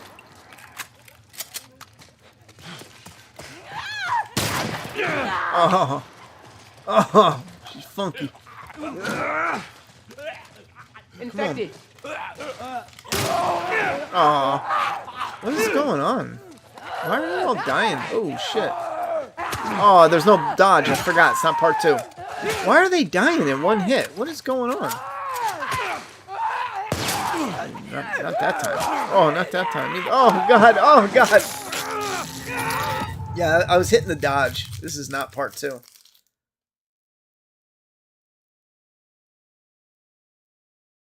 right, but Mega Dr. Dre, thank you very much for the 20 bomb. And then Mad Max with the super chat. As a longtime Walking Dead fan, the bar is low for zombie shows now. Last of Us Season 1 is better than The Walking Dead 7 to 11. Now here, even though The Last of Us isn't meeting my expectations, I will have to say I do agree that I'm enjoying it more than, even though I miss the zombies, you know, I enjoy it more than a lot of what we got with Walking Dead 7 to 11. For sure. The Walking Dead really shot itself in the dick. And it all starts with the budget. You guys can see now that The Last of Us is using about $20 million an episode. And look at how they're struggling. The Walking Dead did, and what I mean by that is we saw the bloater for like 5 seconds, you know? And I don't even need much more of the bloater. Honestly, just a few more extra scenes of him interacting with enemy, you know? The infected we're barely seeing. Some action is cut super short. Now, look at them with 20 million. It looks good. The environments, the locations. I mean, this really looks like they were traveling. With The Walking Dead, they're using $2 million. I'm being generous. It's less than that, but $2 million compared to 20 million. The Walking Dead would there's no way they are going to survive on a lower budget. I seen a leaked clip of Maggie and Negan fighting on Twitter, and it's supposed to be the finale. Ugh, why are they still fighting? But also, they're shooting in a studio, and the backdrop is the city. And I feel like that is what they're going to heavily lean into for the spin-offs. Like, oh, look, we're in France. You know, here's a castle and here's this. But a lot of it's going to be dirt road, woods, you know, in studios, indoor buildings. That's the trick they used with The Walking Dead for so long. And man, it gets old. It drags you down visually. Benjamin said, ever since Negan killed Glenn, got so much pushback, the whole industry seemed to shy away from violence. The word gore porn got thrown around, and now this is what we get. I wouldn't necessarily agree with. I think that is one of the moments in a lot of other moments where because people have been complaining about gore porn, since the 70s. You know what I'm saying? But The Walking Dead did, and this is funny, The Walking Dead did mention they were going to cut back on gore, and they got blasted on social media. And then what did they do? They did an interview and said, oh, we are not taking away the gore. You know what I mean? They knew, the audience, we are here for the zombie gore. You cannot be a zombie fan without appreciating, even if you're not into the gore, without appreciating the fact that the genre was built on how to shock and awe people with the type of gore you're including. How did you pull it off? How did you get away with it? You ripped a person in half. Like the zombie stuff was something that they seen on screen for the first time ever. You know what I'm saying? The zombies of that type, that was brand new in our in the culture of our entertainment. That was brand fucking new. We've seen monsters before, we've seen vampires before, but these are the whole zombie craze kicking off with flesh-eating monsters and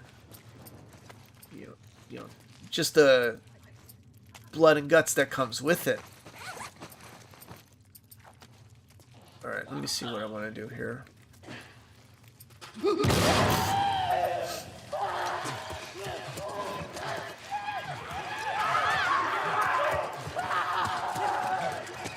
Stay right on my ass!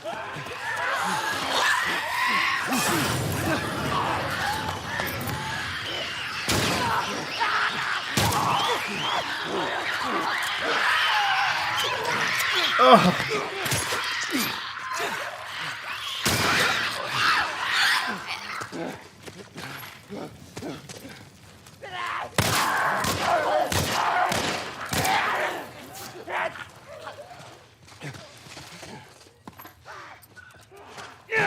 Whoops.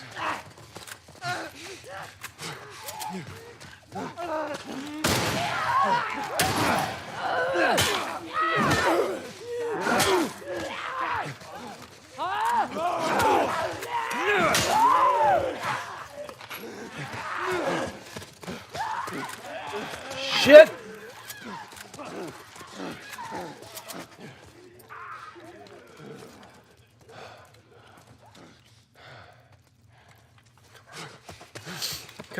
Come on with me, bitch. Where you at?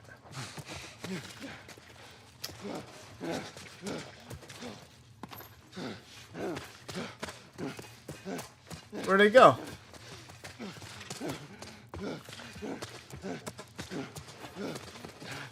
Oh shit, there they are. Oh, I'm fucked. Oh, I shouldn't have done that, bro.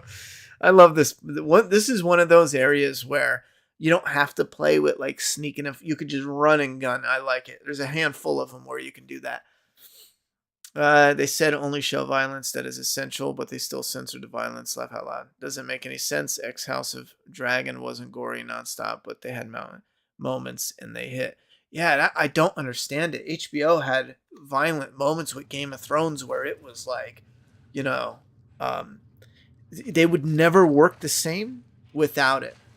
And I just don't understand,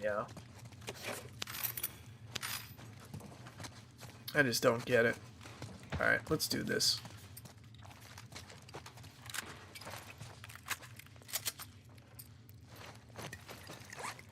Oh, shit.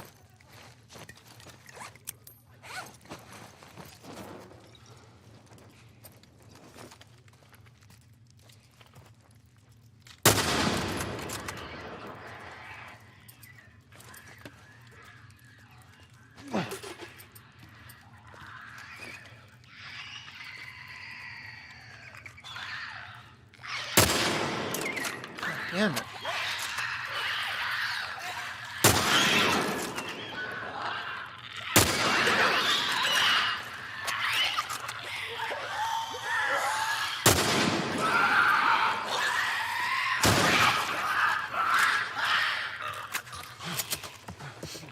This is my backup.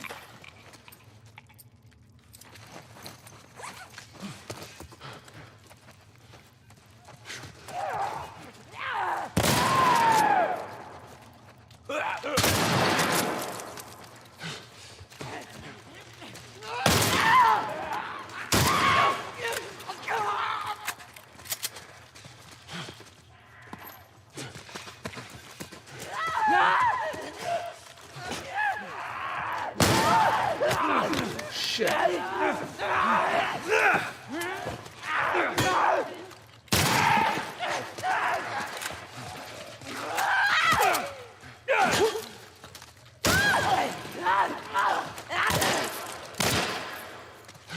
Didn't have to, but I did it anyway.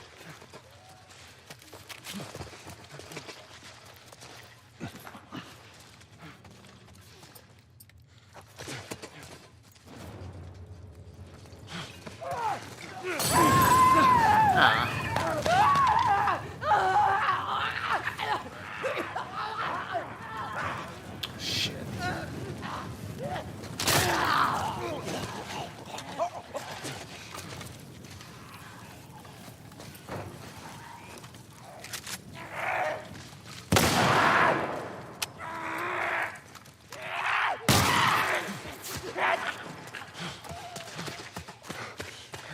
Can I jump up here? They're jumping down. I don't think so.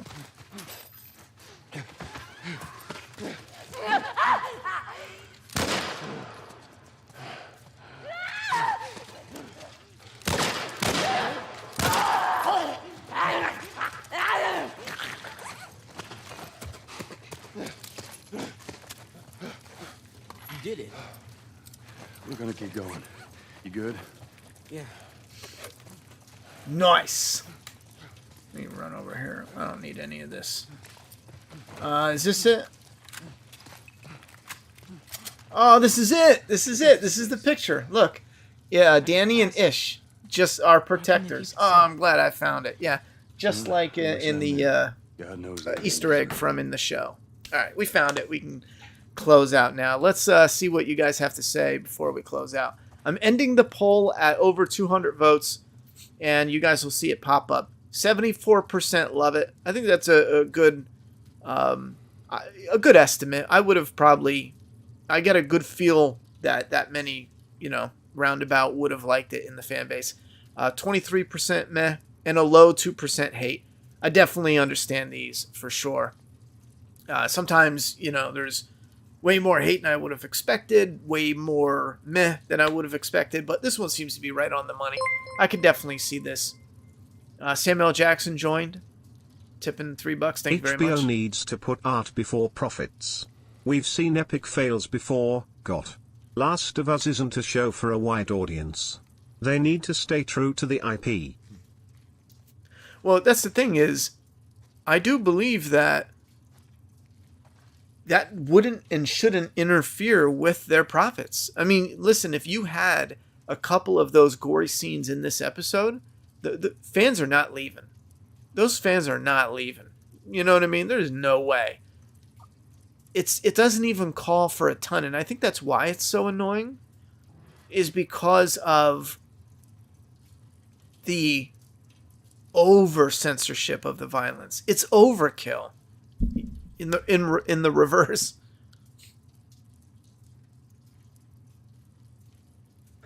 Benjamin said, in a recent interview with Druckmann, he made it seem like there's no guarantee for The Last of Us 3. This seems to be a trick that they do all the time, though. If they say it's coming out, fans are going to bitch, man, where's the reveal? It's been 2 years.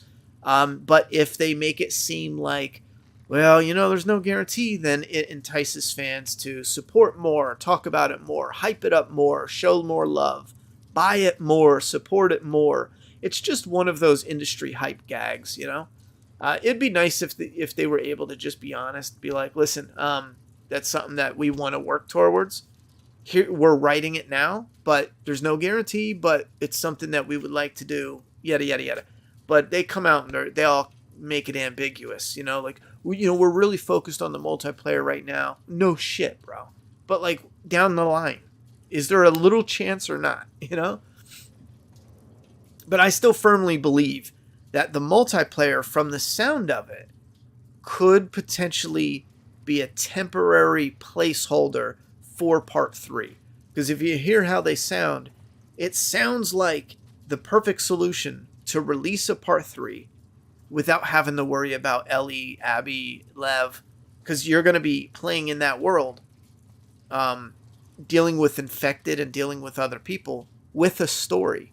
But it's not, a continuation of Ellie and Joel's story. It's the perfect placeholder for part 3. But we'll see what it's like when it comes out.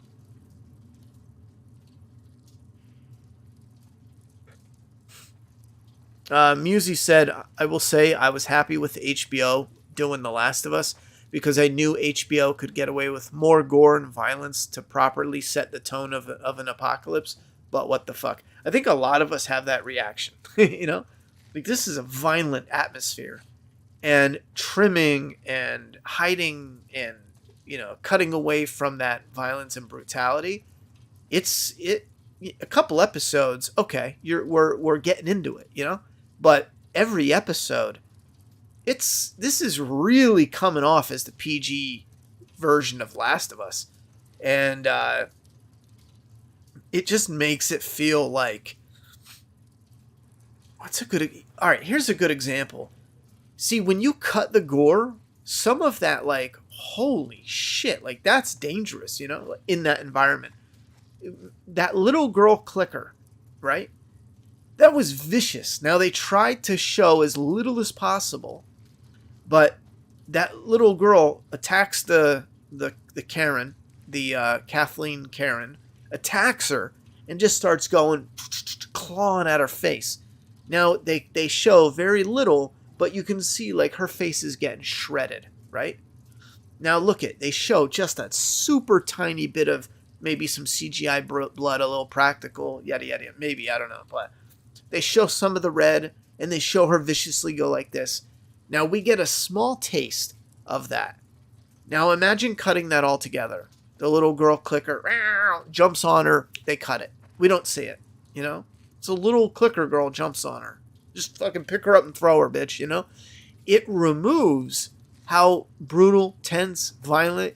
It removes so much of what packs a punch for the scene. They know that. That's why they included the very small moment of her going like this, digging at her face, and she's dead. If she's not dead, that clicker ripped her face off, but she's dead. Anyway. But imagine if they went a little step further, where she's just, going nuts, ripping out her face, and then they take a moment to cut, and you see the Kathleen face just shredded, go to scream and push the clicker girl off, and then you see, like, a couple hits to the face, and, like, maybe her eye gets ripped out, and then another one, her jaw, this whole jawbone just gets hit, and, like, you hear, like, a crunch, and then it cuts to Joel and Ellie and them being like, oh, fuck, let's go. Then that's like an in-your-face moment of, and again, it's a quick glimpse of brutality, but that's an in-your-face moment, shiver down your spine, in-your-face moment of, fuck, is this place brutal and dangerous? All it takes is one little clicker girl to jump on you, and within seconds, she's just, making a pizza pie out of your face. It's not just like, ooh, let's see blood and guts because I'm a psychopath serial killer. No, it serves a purpose. And sometimes I get really annoyed when some of these filmmakers seem like they're holier than thou, where they think like less is more, and that means less is more all the time, 100%. That is not true at all. Less is more because of the punches, especially with Jaws. When you see that shark, it looks so fucking good. And the reason why less is more is because some of those shots that they wanted to do were shit. It looked, janky. It looked yada, yada, yada. The best shots they had, they showed it. And that is like your big reveal moments. And the thing they never talk about is you see the shark a good amount of times. And that's the deal. if you only show the shark, one quick 2-second glimpse, you're not going to say less is more. You know what I'm saying? Because you got so little of it. Anyway.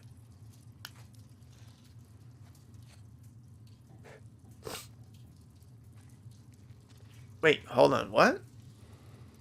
Musi, you said you started reading Got in junior high. Just saying. It came out on HBO in your 20s. Oh, okay. So you were in your 20s when Game of Thrones. What year did that come out? Game of Thrones. The first the first season dropped. You mean, right? I wonder how old I was. Yeah, that's the same as I feel. Like, I'm liking the show. But I just wish I was liking it more. I wish there was more of a punch, more of an impact. Left my mouse at the Karen. We need another. Yeah, I want another bloater. And the shitty part is, I bet we don't even get another bloater till the end of the season. Maybe like the second to last episode. I'm getting that vibe where it's going to be few and far between with the clickers and bloaters. That sucks. In the game, we know we get another chance after dying, but the brutal death makes you scared to die still. Hell yeah. Maybe disagree, and maybe it would be generic, but I'd like the third game to be about Ellie finding another immune girl and fireflies hunting them, maybe with Abby's knowledge. See, I already talked about that being a possibility. So I wouldn't be wholly against it. Again, like, if they could do a clever way to, if there was a clever way to intertwine those stories, I wouldn't be totally against it. I'm not even sure I'd want it, but how would you feel for some reason? Adult Ellie in 3 ended up going to Billstown again and meeting him. Would it be a dumb forced callback or not? Well, I think it depends a lot on how they do the rest of it, but I wouldn't mind if she went back through to Billstown, but it really depends on the story. Book 1 was 1991. Oh, you mean the books came out in your 20s? Oh, I thought you meant the show, because you were talking about HBO. But 1991, I got you. I wonder why they got rid of Toy Ellie Stole. I don't know why they got rid of that. That's one of the moments where, when you put together the Last of Us game, that's one of those moments where fans point to and say, this has to be in it. Because this is one of those iconic, little moments that are unforgettable. And you can do such a cool little Easter egg or callback. Like in the game, the actual character, and this is the charm of it, Ellie, the character, won't take the toy if you're looking at her. So you have to turn around and you can actually catch her I did it on my stream. I caught her taking it. Well, for the show, you can have something similar where Ellie's being a little stubborn and doesn't want to get a move on it. And it's kind of like a little awkward, but Joel brushes it off. Keep it, keep it quick, keep it moving, but don't focus too much on it. And then maybe in some reflection of the glass, Joel turns to talk to Henry, and you see Ellie bend down to pick up the toy. Like some cool stuff like that, tapping back into the game. And it works well to tell the story. He gives, and it's even better because he's younger in the show. So she gives him the toy, and he doesn't want to play with it, and then he asks, "What are you scared of?" And Ellie, putting that in her book bag after and bringing it with her, getting to let's say they get to Jackson, and she puts it on the shelf and yada yada yada. Some of those scenes just hit better. I don't know why they took it out. I was like 12 when the first game came out. I remember being terrified of the bloaters because I hated watching the death animations. Yeah, my daughter was shook of the bloater one. She used to be like, some more brutal scenes would be good. Yeah. No, the show did come out in my 20s. I'm only 33. Oh, okay. I didn't know if you were referring to the book or the show or which part, but I get you. Okay. I forget when the show came out. I know the show's older than I remember, just simply because I didn't start the show until season 3. I think it came out in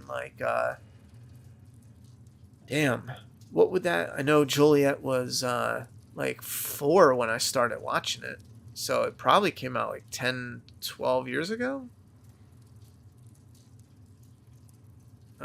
Ronnie, that was funny on the stream. Ellie taking the toy. Yeah, I think with the remake, if that's what you're talking about, I forget what we did, but I made a point of trying to find it. Watch her take it. They keep making changes that make the story less impactful. Yeah, I don't know. I think it has to do with time. If you think about it, the episode is what we got. And if you have any last minute thoughts or opinions, get them in, because I do have to get this shut down. But we got what we got. Now imagine adding the toy. You have to get to a location where the toy is. They have to spot the toy, argue about taking the toy. Why wouldn't this version of Henry allow him to take the toy? It would make Henry look, like a shit. So there's work there. For the writer, there's a little bit of work there. Maybe this version of Henry would say, hey, Sam, focus. We got to focus. Put the toy down and focus. Or maybe the toy's loud. Steal a scene from, whatever. And he's like, it doesn't matter. But now you got to add talking and, they got to turn around. Ellie's got to pick up the toy, blah, blah, blah. So now you're adding at least, if you're quick with it, 3 minutes.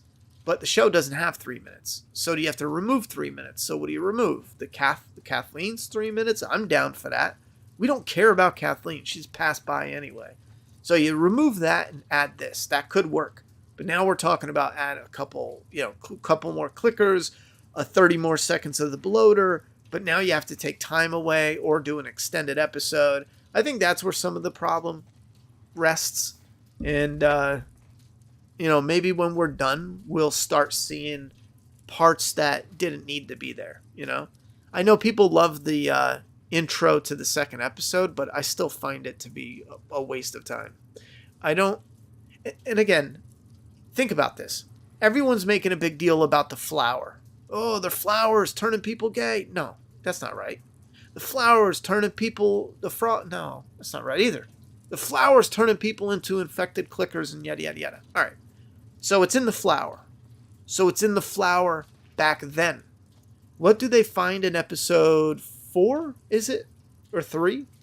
What do they find? Chef Boyardee. Now, I know I'm only part Polish and part Italian. Sicilian to be exact. But, if I remember right, you use flour to make ravioli. You know what I'm saying? I think it's pretty much half flour and half, meat and or cheese. So why are they eating flour that is highly likely to be tainted with the infection? Does that make any sense? What did I miss? Again, they made a big deal about flour. Don't eat it, Oh, the old lady ate the biscuit. And I'm not making fun of you if you were hyped. I get it. That's okay. But the reason I get a little is because now, what about the flour they eat? What about the flour they find? Can we not eat flour? Is there a reason they can eat flour now? Did they somehow not become infected and they don't have to worry about it? They only have to worry about being infected in present day? I'm dying. I ate the flour. What group is the Karen supposed to be the leader of? Is this some new group? It's just a new group. It's just the residents. She's just the resistance in Kansas City. Literally a group. Spit on my thing. Literally a group that means nothing except for in that one little spot. That's why I said it doesn't matter. It's nice to get a little built into the story, but take Kathleen out. You know what I'm saying? I mean, she could be in there, but we don't need to know anything except for she wants to kill a collaborator that turned in her brother. That's it. We don't need no, story. That's it. Done. 2-second scene, in and out, then focus on more infected, more with, Sam and Henry. And they're even, blink and you miss it. I get that it can't be as much action, stealth stuff in the game, but We still need more action. Like one fight per episode is all they give us when we should have a couple. And that's what I'm arguing, where even putting one or two infected, a little, moment of action in with where they get into that sewer area. And part of it is like my same criticism before. It's feeling like you got these huge areas of just nothing. And then you run into something. I don't know. Some more brutal scenes would be good, yeah. Ronnie, that was funny on stream. Okay, they keep making changes. All right, what group is it, Karen? We are 5 episodes down, and we have yet to see one proper Joel beating someone up in a fistfight. Just getting grappled to the ground. Sucks because it's so satisfying, his brawling. Yeah, that's something that I don't get why they went that direction. You think season 2 will opt to just injure Joel rather than kill? No, because there's no reason for the story. Imagine the story. Oh, Joel got a boo-boo. Let's go get this bitch, They're stuck. They are trapped. They either do it, and they're going to lose fans. Or, well, here's the thing. The reason why they can do it and lose fans and get away with it is because Hollywood has turned review bombing into a shield against criticism. They don't care that people review bomb the other way. They never mention positive review bombs, which are there in tons, They don't mention that. They only mention it when they need to use it as a shield. I made a comic. You guys can go read my comic on our Etsy store. Ooh, look how nice that looks. DoomsdayKingdom.com. You can actually buy this. We've got a box remaining of these. Bloody covers. We're never going to print them again. I'm getting to a point. But so you can buy these. You can pre-order the issue 5 and 6. We're currently shipping out the first pre-order of those. And if you don't buy it, well, you're a bigot. You're homophobe. You're racist, sexist. You support Trump if you don't buy my comic. See how ridiculous that is? Now, they're not so upfront about it. Some of them kind of are. But yeah, if you don't love this and buy this, we have a black lead. Look at that. You're racist. If you don't buy it. $30, go ahead, buy it right now. DoomsdayKingdom.com or go to Etsy. Buy every copy, though, or you're a homophobe and you hate Bill and Frank. All right. Build-up of Sam and Henry were great, but some delivery lacked. Yeah, delivery was lacking. The ravioli is expired by 25 years. Maybe it just narrowly missed the fungi. Yeah, but there's no way for them to know it, though. Imagine. The world collapses almost instantly. The fungi is in the flour. They're eating a random can of flour that was processed somewhere around that time. Plus, it's 25 years old. There's no way. You know what I'm saying? There's no way. It's going to be sludge and nasty. I don't believe that's edible, but I could be wrong, I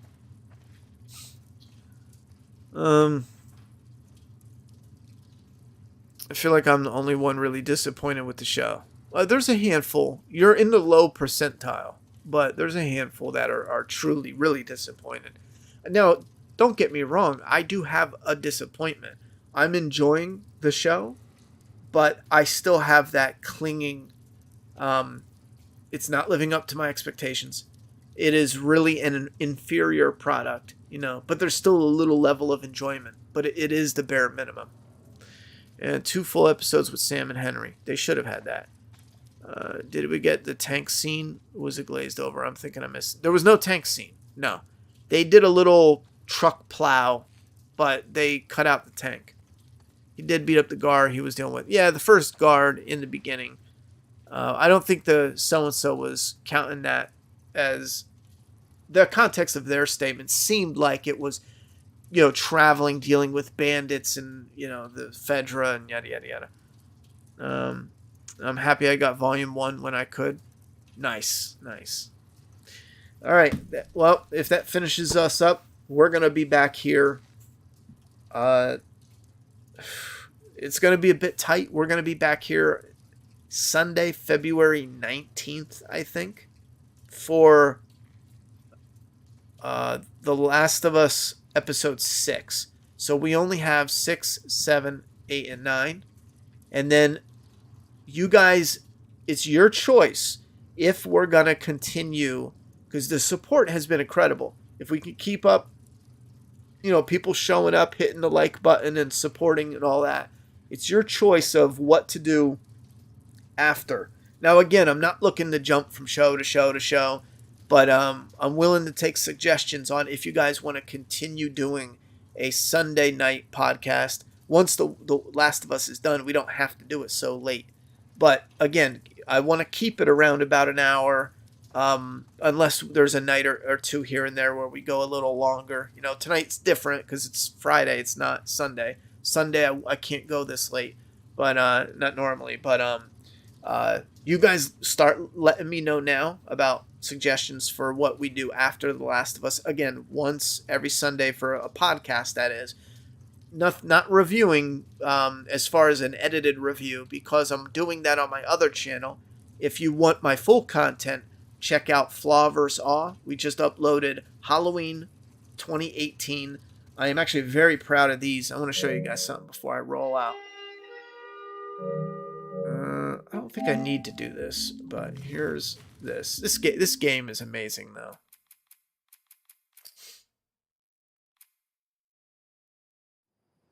If you haven't played this game,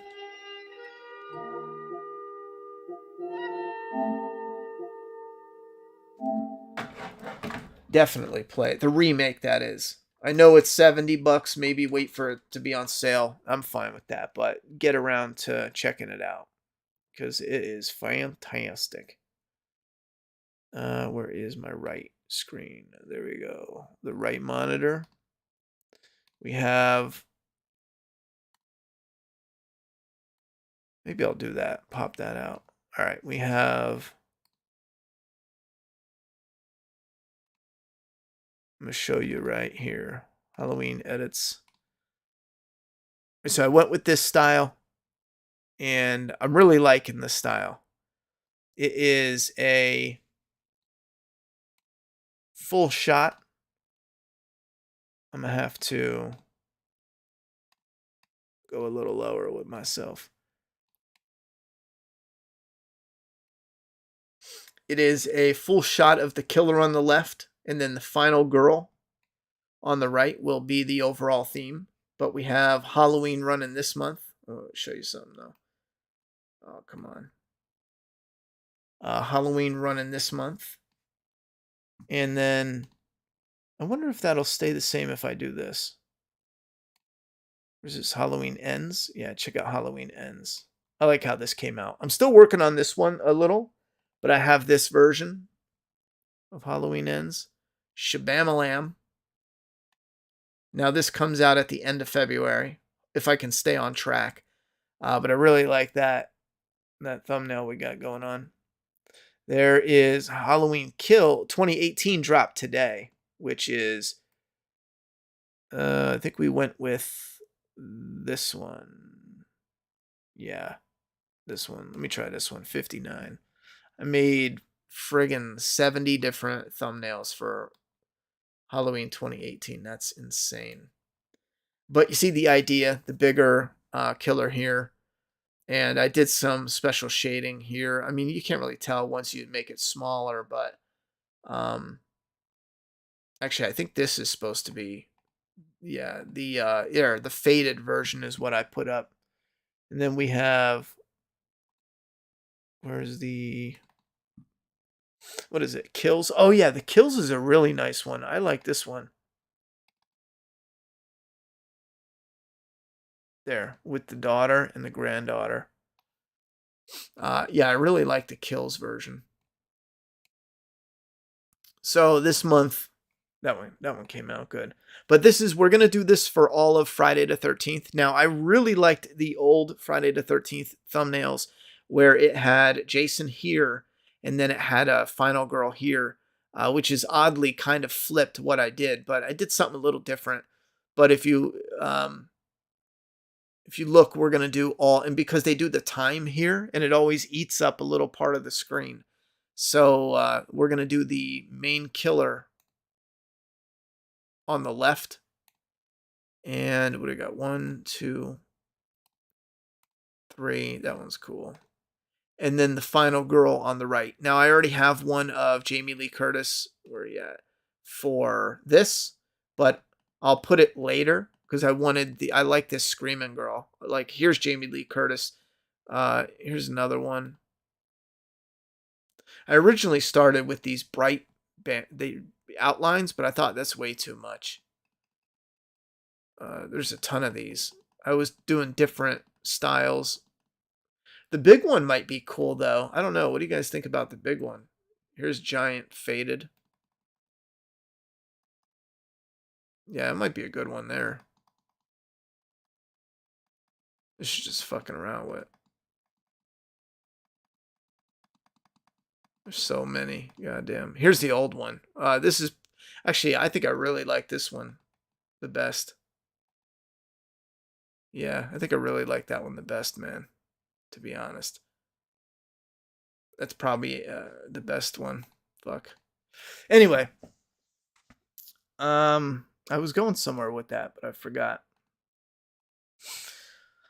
Flavoursaw, I really hope it pops off because they're great. Yeah, I'm really hoping we can build up that channel some, because it would be great if we can get one movie out a week. I mean, it doesn't sound like much, one video a week, but if you look at all the editing that goes into it, that would be fantastic. Just imagine the amount of movies that we can get done new this year.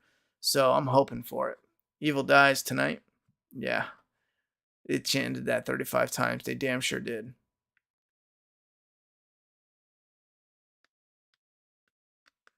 I like the episode, but man, it feels very rushed with dumb cuts. Yeah, I hear you on the dumb cuts.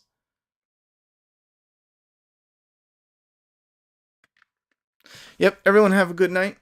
Make sure you be safe. I'm going to shut it down now officially. I really appreciate your support. You guys are friggin' awesome. I will see you here next Sunday. If you want more from me, I have a Patreon, which I'm trying to open up communication there. I have a Discord. We're going to be attaching to the Patreon. There's the Flavoursaw. If you want to communicate anything about suggestions or thoughts and opinions, you can leave a comment. You can leave one on the Flavoursaw videos. They're up now instead of waiting for this to process. If something comes up and you're like, oh, should we do this or this or this? Or if you have any ideas, go ahead and leave it right on a video and I'll be able to comment there or bring that back into what we're doing here. It just sucks to see high quality content but not getting hit in a large audience. Yeah, I feel you there, man. That's one thing. That's why I keep pushing it, because I still feel confident that if we can build up a community, we can have at least 50 to 100,000 people watching it easy. You know, dare I say, these are probably the videos I wouldn't be surprised if these videos were ones that got up to hit 1 million. I mean, I had videos that hit 1 million where I just, talked about a theory about Walking Dead, but this type of quality that I put into it, I wouldn't be shocked if some of these eventually went on to hit 1 million. But right now, it's about word of mouth. I'm actually considering taking like $50 or $40 and buying business cards. And I shit you not. Just treat it like a business, getting word of mouth everywhere. Are you a movie fan? Flavoursaw, free to watch on YouTube. Subscribe today, yada, yada, yada. I shit you not. I'm considering doing it. So if I'm doing DoorDash, I know one thing I did for Make a Path Presents that actually worked. I don't know if anyone is still here from this, but I went to Barnes & Noble's, and for all the Walking Dead magazines, I would slip in a Make a Path Presents, The Walking Dead on. They were like little stickers, or they weren't business cards, but they weren't like stickers, but they were like these thin promo things I had printed out. I slipped them in all the Walking Dead books at Barnes & Noble's, 2 different locations. Anything that could be Walking Dead related, I'd slip it in there, and I mean, there's bound to be a handful, even if it's only a little. But that's something I wanted to try. Anyway, we'll see how it works, but word of mouth helps. You guys put the word of mouth out there. I would appreciate it greatly. Have a good night, everybody. Be safe, and I'll see you next Sunday.